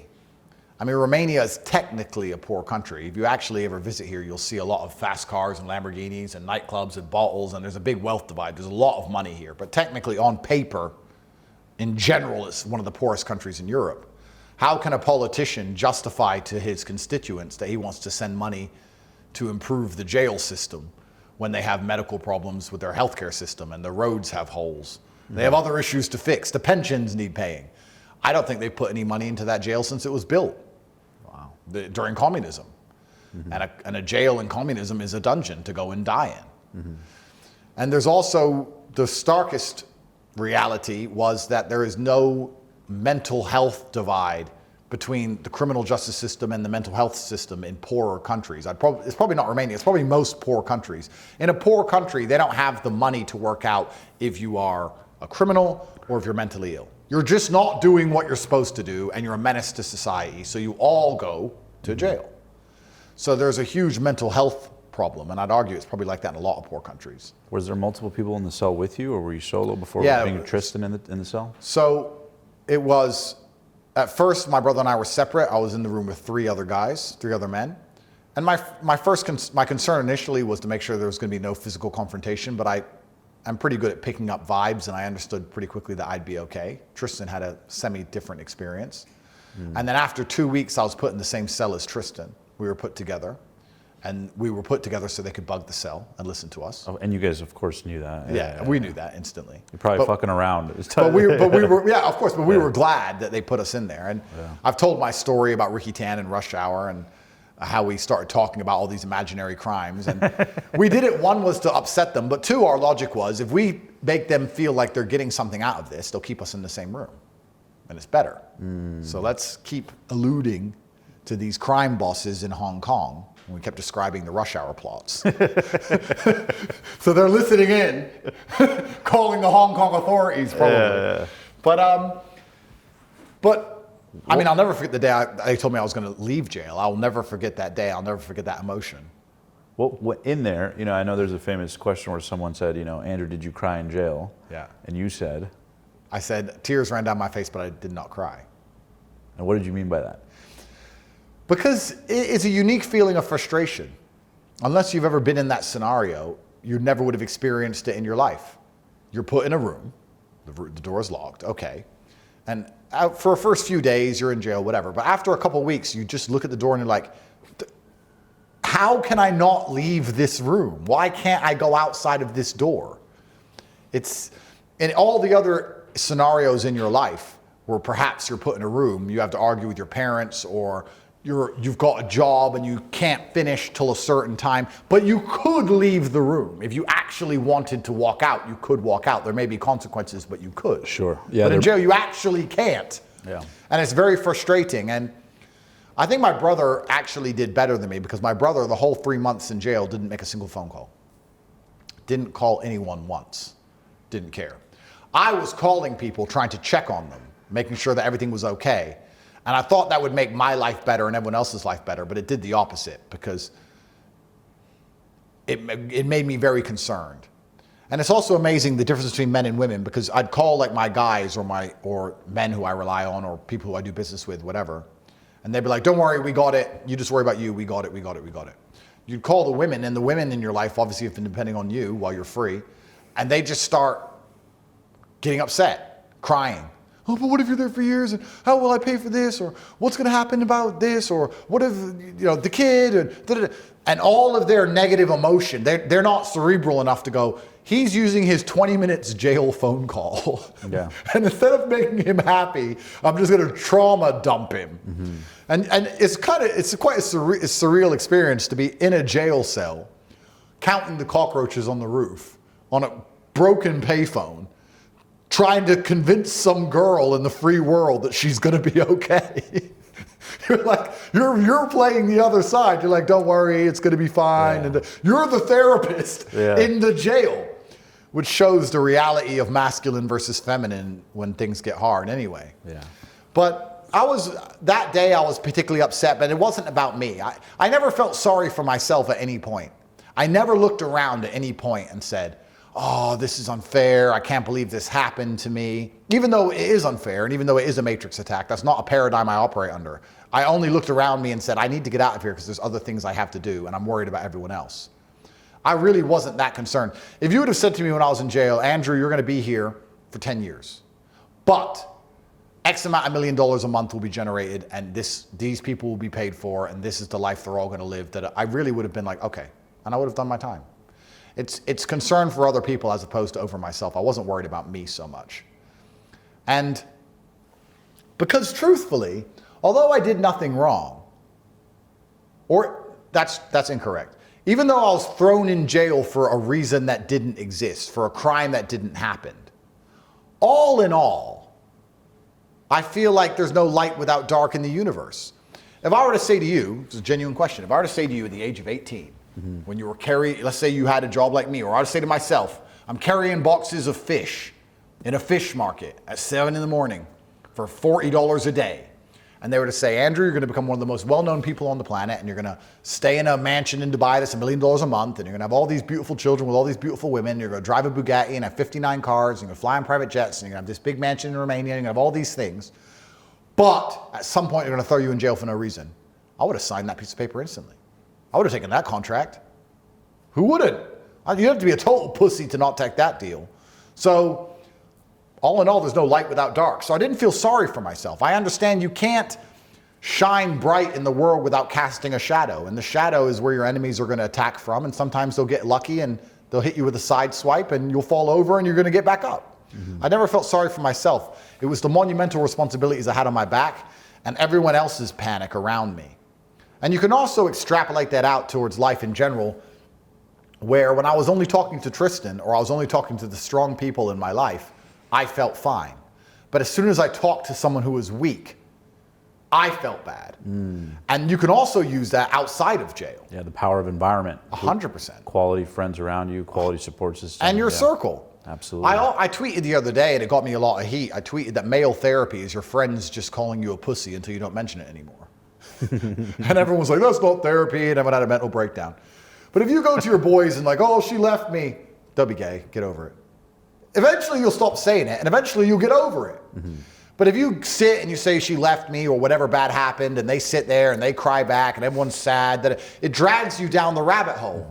So it's also very important that you create your reality so you're strong as possible. And I believe that your friends in a masculine environment, the primary objective of your friends should be, I like to say to my friends that if I'm with my guys, my enemy feels harmless. My enemy doesn't feel capable when I'm with my team.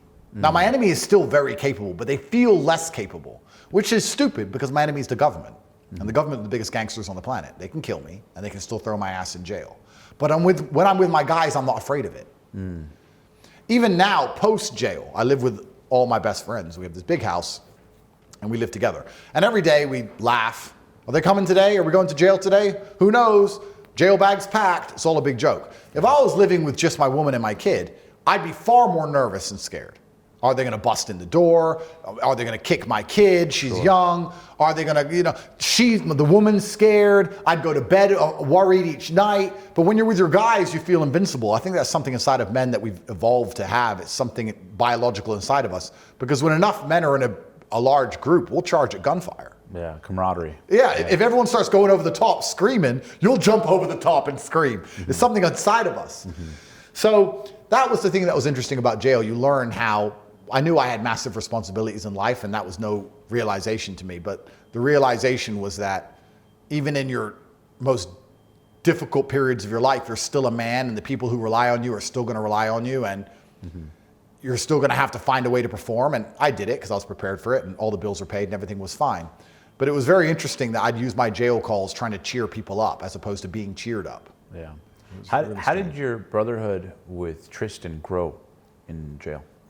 We were in a cell, the same cell, I think, for 81 days. And the cell was, when I say tiny, imagine a bathroom. It was about the size of a bathroom. And we never argued once about anything. Is there beds in there? Is it There cockroaches? yes, that's right. So we had a bunk bed and... Who got the top bunk? No, we had two, there was 4 beds. There was 2 sets of bunk beds, but Gotcha. But when they put us in the bugged cell, they left 2 empty. So we both had these bottom bunks, and then our free space was around the size of a bathroom in general, and it was cockroaches, and there was a hole in the floor, and that was it. And we had a tiny window, and that was the experience. And so you literally go from like Dubai, mansion, Bugatti on the thing, yachts, girls, the whole thing, to like cockroaches and double bunk beds. Are I lucky? No, but I'm saying that without hyperbole. Are I fortunate?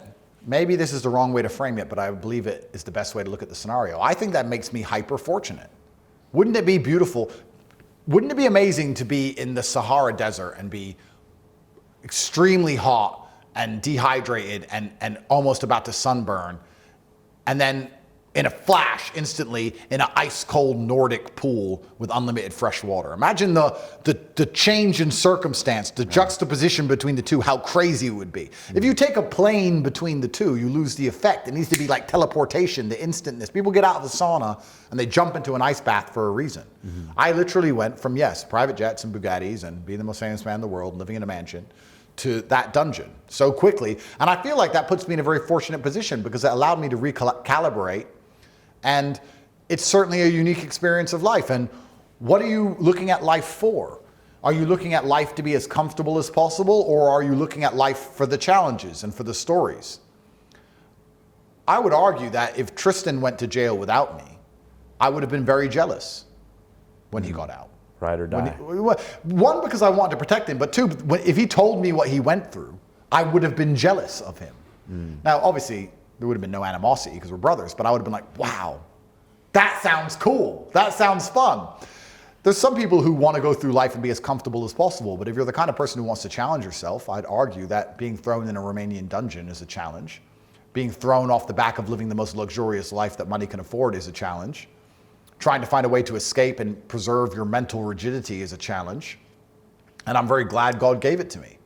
And I'll say this right now here on camera, part of me, a huge percentage of me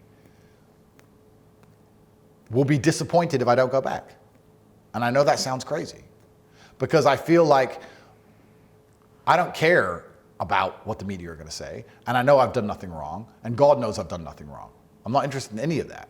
But when I'm 70, will it be cooler if I had to go back and do 5 years in the dungeon, or will it be cooler if I spent those 5 years flying around on jets and sleeping with beautiful women and being Mr. Rich?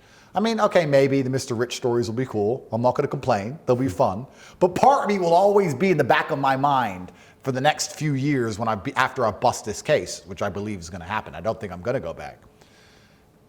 If I was in jail, would my life story be cooler? Would the lessons be worth more than what I'm currently doing? And maybe that makes me insane. Maybe that makes me nuts. I don't know.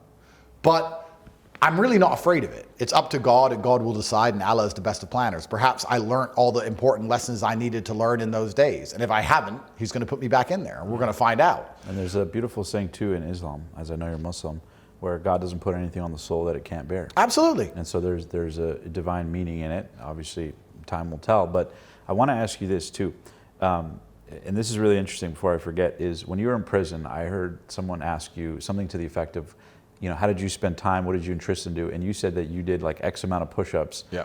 What did you do to be as productive as possible in there? Whether you and Tristan or solo, what did you focus on? What was your mental frame of mind?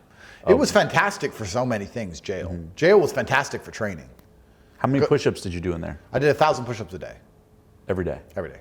Anything else in the workout? I did 1,000 push-ups a day. I did like 300 or between 300 to 400 squats a day. And then I had no weights and we had no access to a gym. So I had a 6-pack of 2-liter water, which weighed around 12 kilos.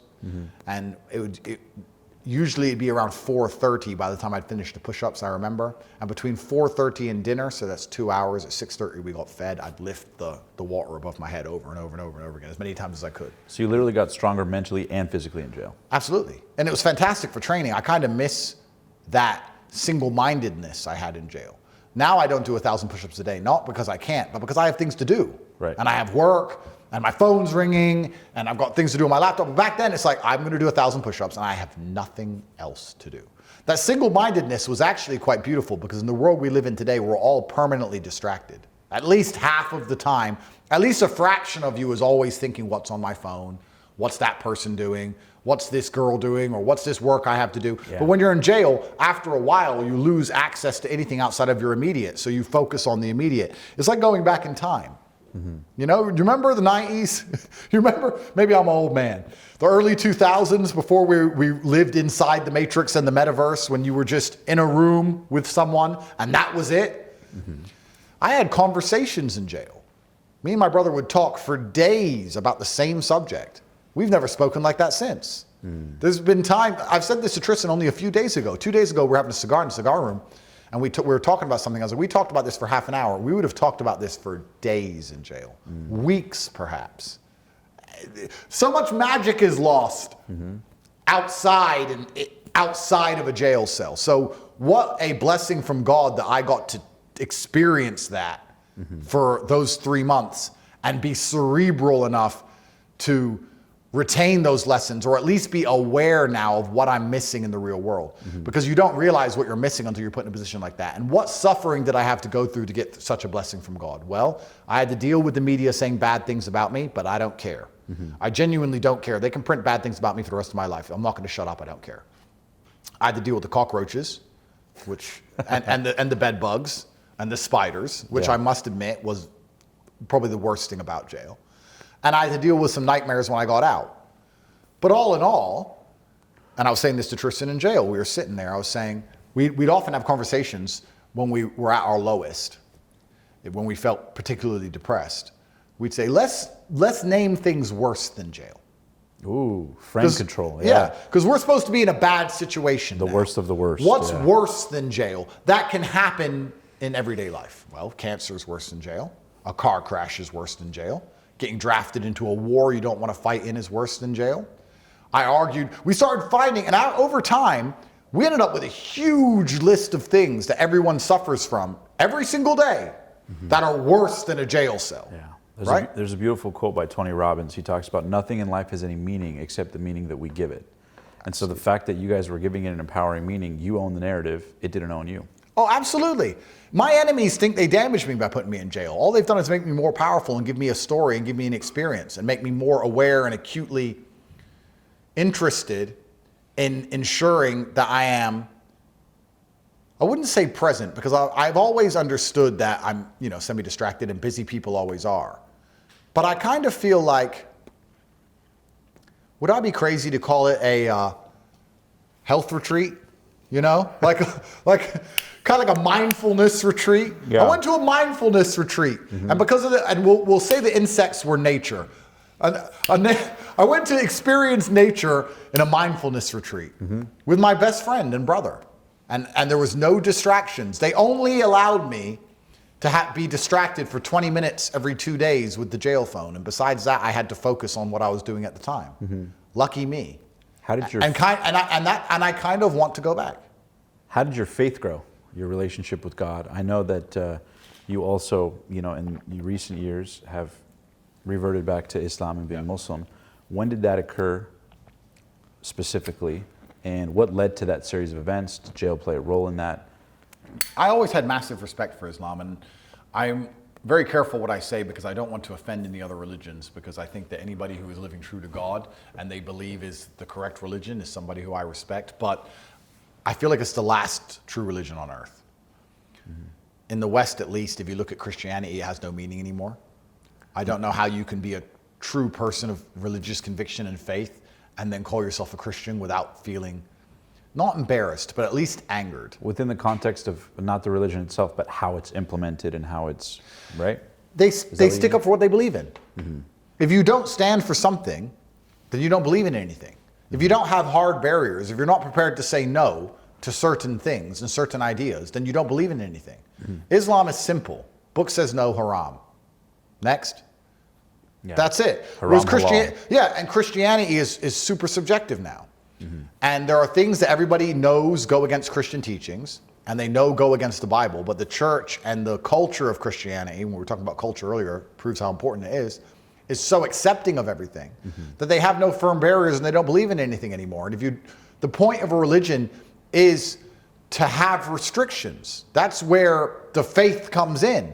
If you can do whatever you want, then it's not a religion, is it? Yeah. And if you'll ignore all the rules of your own holy book, then it's not a religion either.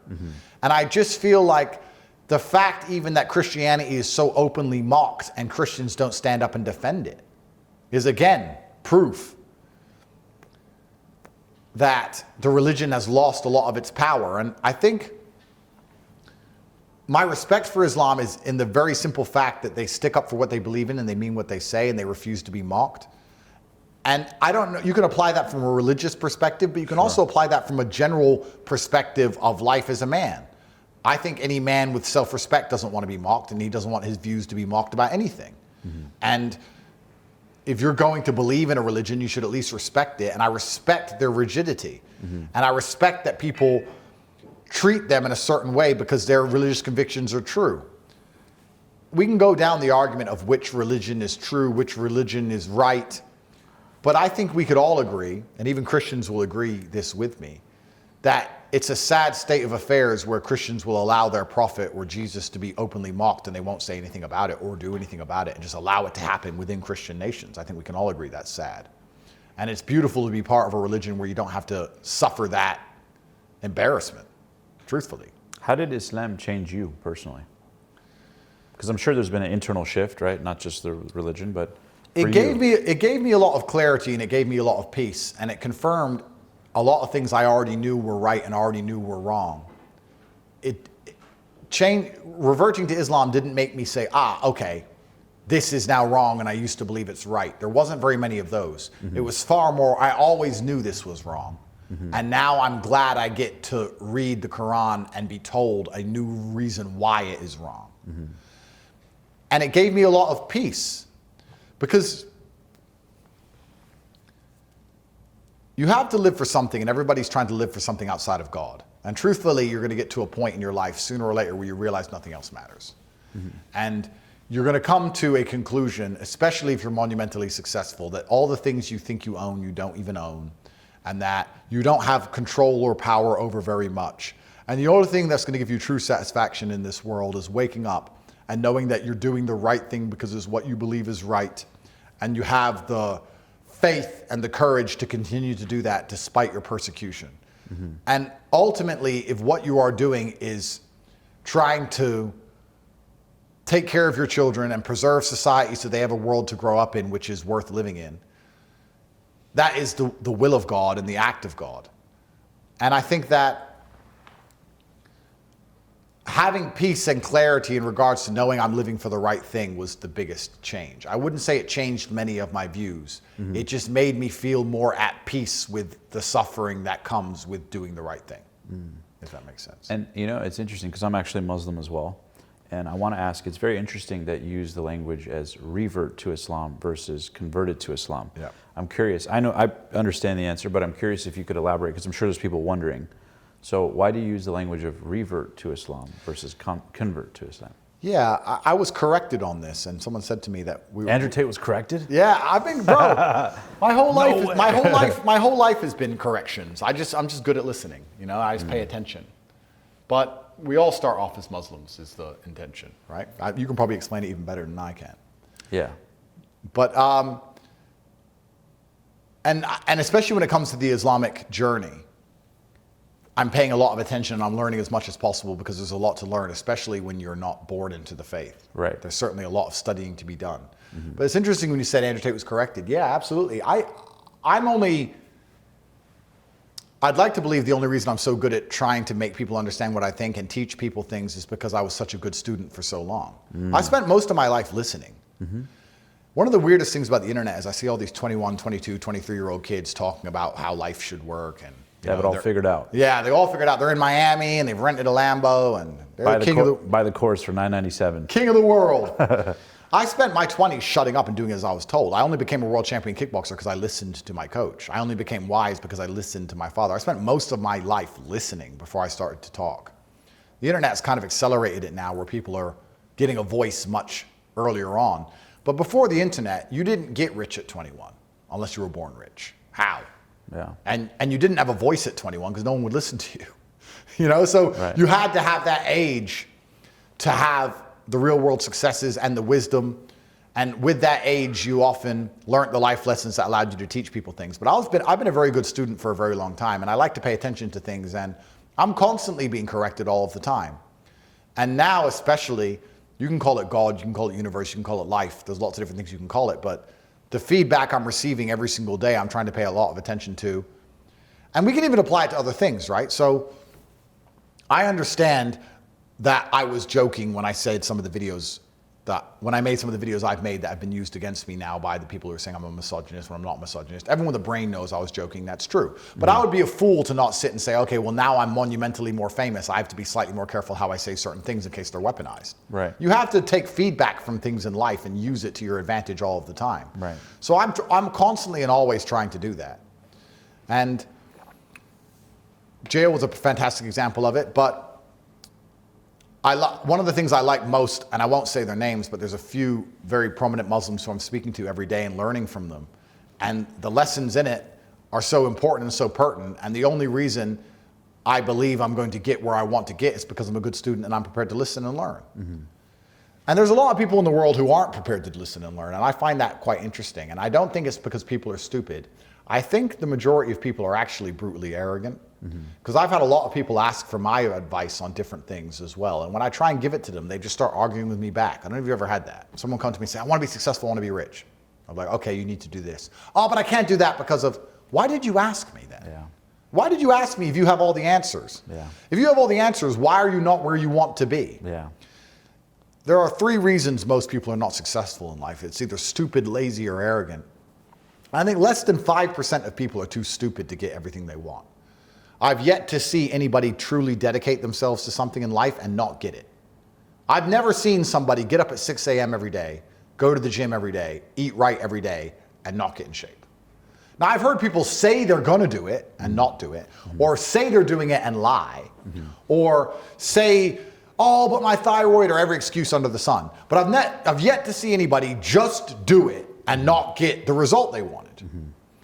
And it's the same with most things.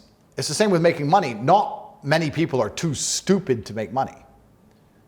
Not many people, if you were to give them the formula, the blueprint, and say, here, do exactly this, copy it, and do it word for word, would be too stupid to interpret what they must do. But people are too lazy and they are too arrogant. 5% of people are too stupid. The majority of people are not where they want to be, whether it's physical, financial, anything else, mental, spiritual, because they're too lazy or they're too arrogant. And laziness is a scourge, but I think arrogance is the true one, where people just truly, they want the answers, they want the shortcuts, but when you're actually trying to explain it to them, they have all the answers under the sun as to why they can't possibly do it, or it doesn't work for them, or yeah, I can't go gym at 6 because of traffic, and I have a thyroid problem, and it's all arrogance. It's all just trying to pretend they're special and different and better than everyone else, and it's not the case. So what about things you do to stay zen with the heat of the pressure, the world on you, the matrix after you? I've adopted all of that into my everyday life. I don't have time to sit and deliberately do something specific to keep myself grounded. What do you do for fun? I'm ready for all of it all of the time. Maybe I've lost my mind. I'm ready right now for someone to walk in here and for us to all fight to the death and end up covered in blood. I'm ready also to have a nice meal, smoke a cigar, do a podcast. Ready to go home, make some money. Ready to go make another child with my beautiful girlfriend. Ready to drive my Ferrari or my Aston Martin or my Lamborghini. I'm ready for it all. I'm permanently ready for all states of life. It's fine. And as for fun, I'm not sure I believe in fun. Is fun a thing? Is fun real? Isn't that just made up? I'm not sure what fun is. I really, truly enjoy purpose much more than fun. If you were to say to me, Andrew, this will be fun, or I could clear my notifications on my laptop, I'd probably choose to clear my notifications. It gives me a sense of peace. Peace is fun. And when your life is chaotic like mine, it's only peace that will be truly valuable. I do like to drive super fast cars. I drive cars around. That's fun, to give a simple answer. But truthfully, I look for peace all of the time because my life is chaos and my life is war. And the most fun thing I could do is nothing. The most fun thing I could do is go to the Dolomites in Italy and stay in a 5-star hotel and overlook the Alps and sit with 1 or 2 or 4 or 5 beautiful women in my bed and just do nothing. That is the most fun. Going to a club is not fun. Going out and trying to find fun is what you do when your life is not chaotic enough. When your life is truly chaotic, fun is doing nothing. And I have plenty of chaos. I had a conversation with a girl the other day, and she was talking about swimming with sharks, and I was explaining to her that she's crazy, and I would never do that. And she said, oh, but it's exciting, it's dangerous. And I said, see, this is how you know you have a nice life. When your life makes you want to go swim with sharks because you're looking for danger and excitement, that shows your everyday life is nice. When I leave here, I have to make it all the way out of the hotel without getting assassinated or arrested. I'm going to be nervous, I'm going to be on edge, and I'm not going to be happy till I'm in my armored car with my armed guards. That's swimming with sharks, walking to the car. That's my life now. I'm stressed walking to a car. I do not need to go anywhere near any sharks. I'm stressed enough. So fun is doing nothing. Doing nothing is fun. How about Mario Kart? I know I've seen videos where you play some video games. One of the video guys who works with me is so ridiculously good at Mario Kart. It upsets me in my heart. I've only played him once, and I can't stand losing. And it was so ridiculous. We had to spar afterwards. I had to beat him up. It upset me deep, and I've never played since, and I never will. Yeah. He's the best. It's funny, I ask because we're actually thinking about starting like a video game streaming thing on Kick or Twitch or whatever. And we're talking about interviewing people while playing the video games. Nice. So it's cool. We'll have to play Mario Kart perhaps.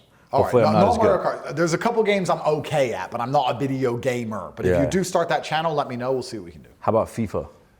I don't know. I can't play FIFA. I've only ever played Super Smash Brothers. It's the only game. Super Smash Bros? The only game That's I can fun. play. Yeah.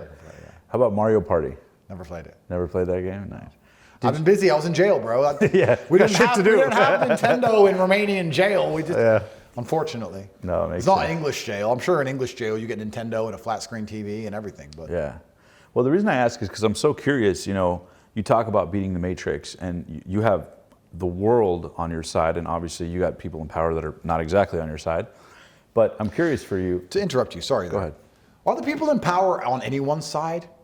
Does anybody in any country in the West now agree with anything their politicians do? I'm actually asking this question. Every time I see a politician talk, I think you will not find a single person on the street who agrees with that crap. We don't want to bomb these countries. We don't want to give money to these places. None of these things they're doing, anybody wants us to do. Democracy in action, huh? If they're not on my side, they're not on anybody's side. It doesn't matter if you're in France, Germany, England, or America. I can't find a single democratic nation where any of the decisions they make benefit their own people ever, and anybody agrees with it at all. It's a miracle it still operates. It's a miracle somehow they're still pulling it off, where they stand in front of us and go, you're all gonna pay loads of taxes, we're not gonna fix your roads, you can't afford to eat groceries, we're giving $100 billion to someone else, thanks, bye, going home now for the day. Oh, and my wages have been put up. What this clown world? Of course they're against me, they're against everybody. And what do? I tell people to think and be brave. I say, get some balls and think for yourself and say what you think. So that can't be allowed to happen because they don't want to fix the sickness of society because society is sick. Instead, what they want to do is get rid of the person who points it out. And we have all these problems and everyone's pretty much accepting it. But when this guy reminds them, it causes an issue. We're not going to fix the problems. Get rid of him. Get rid of him. That's why I have to go.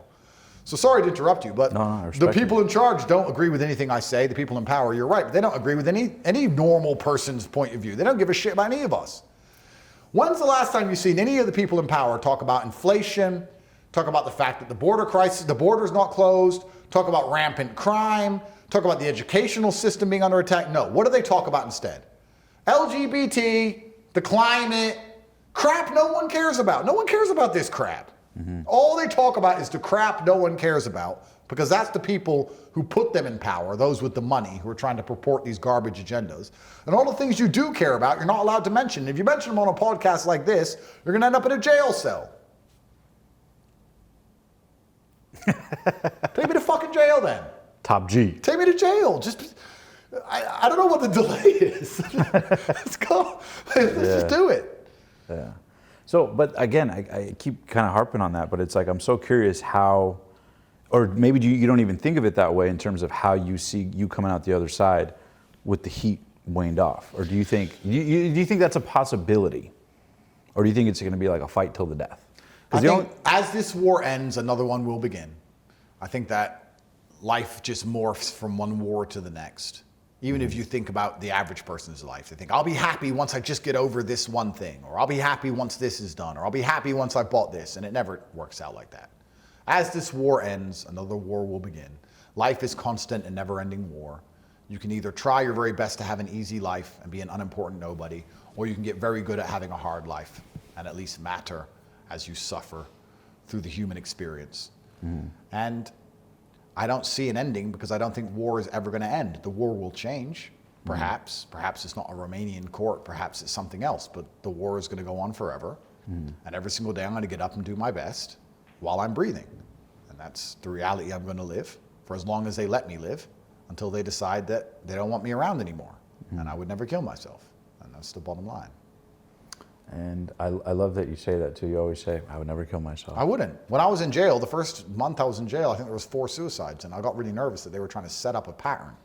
And I kept tweeting, I would never kill myself, never kill myself, never kill. I tweeted it nearly every other day.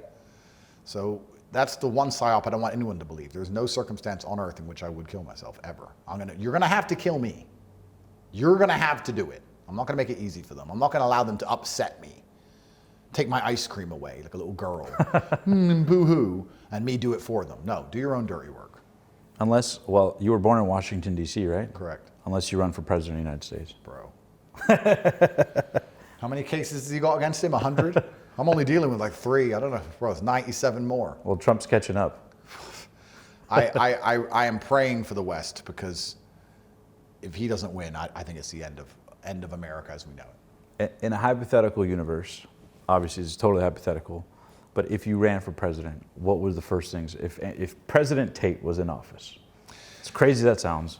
What would Well, it you would be do? 20 years from now, and I think the world will be a dramatically different place in 20 years. But I do believe that the core tenets that Western leaders are lacking are a degree of nationalism, a degree of care for their own people. I think that would be refreshing to see. Wouldn't it be nice to see a president who cares about Americans over everyone else, which is what Trump was. I think nationalism and competence are probably the 2 things that you expect in the leader of a global power like America. It's a shame that none of the current leaders have those 2 tenets. But I think that a prioritization of your own people should be your primary objective in all things. And regardless of how different the world is in 20 years from now, or the geopolitical landscape, my intention would be to serve the people who put me in power. Radical idea, I know, crazy.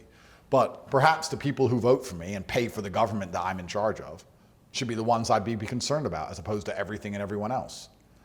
Yeah. I know, crazy, I know, but Yeah. it seems the people who are in charge are more interested in global money and the global finance, which the people who put them there in the first place. And obviously, if you're global finance, you have no particular concern for one geographical area or nation. In fact, if you're global finance, you can benefit off the burning of a nation, off the destruction of a nation. There's no light without dark. Global finance has benefited off the exploitation of the second and third world for a very long time to enrich the first world. And it can also benefit just as well off the destruction of the first world to enrich other parts of the planet.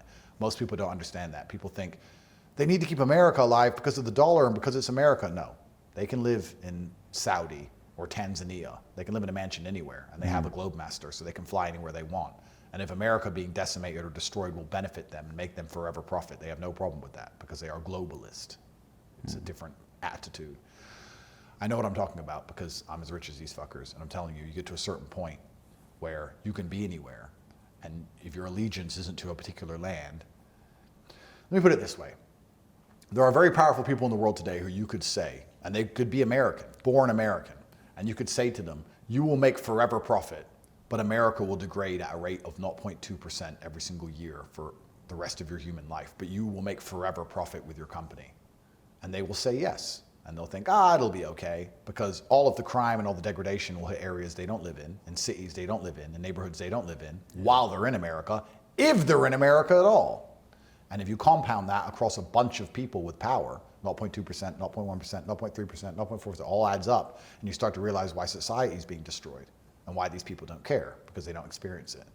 The average person experiences it, and the average person is stuck with it because they can't move. They don't have a private jet, and they can't leave, and they don't have global money. They have one job in one place, and they are stuck there. And those are the people who suffer. And that's the reality.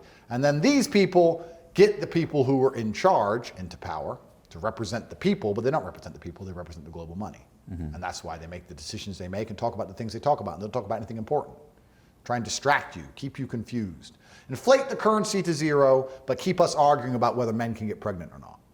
It's all a clown show, it's all garbage. Andrew points out the truth, destroy him with the legal system. Now we're in a current predicament, our current quagmire. If Andrew walks, he becomes more powerful than ever before. Romania is embarrassed, DCOT is embarrassed, FBI is embarrassed. MSM is embarrassed. BBC said he's a human trafficker. Can't just lose the credibility of the BBC. We need them to lie to people.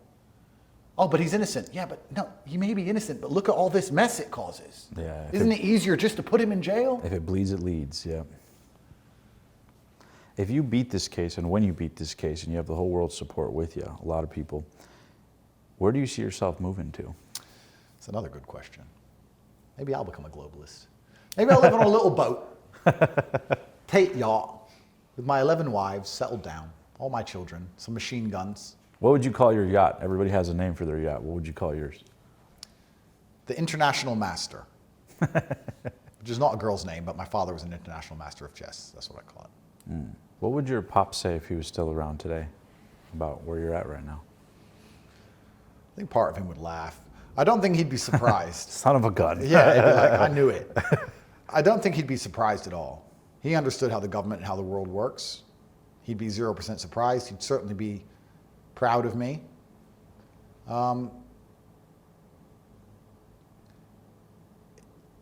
I know this, it sounds a bit crazy. This was all meant to happen. I can't explain it. Mm-hmm. My father was telling me things from a very young age which made no sense until I was in jail.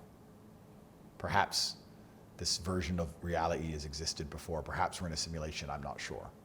But I don't think he'd be 1% surprised. If he came back to life for an hour and I told him what happened, he'd be like, yep, duh.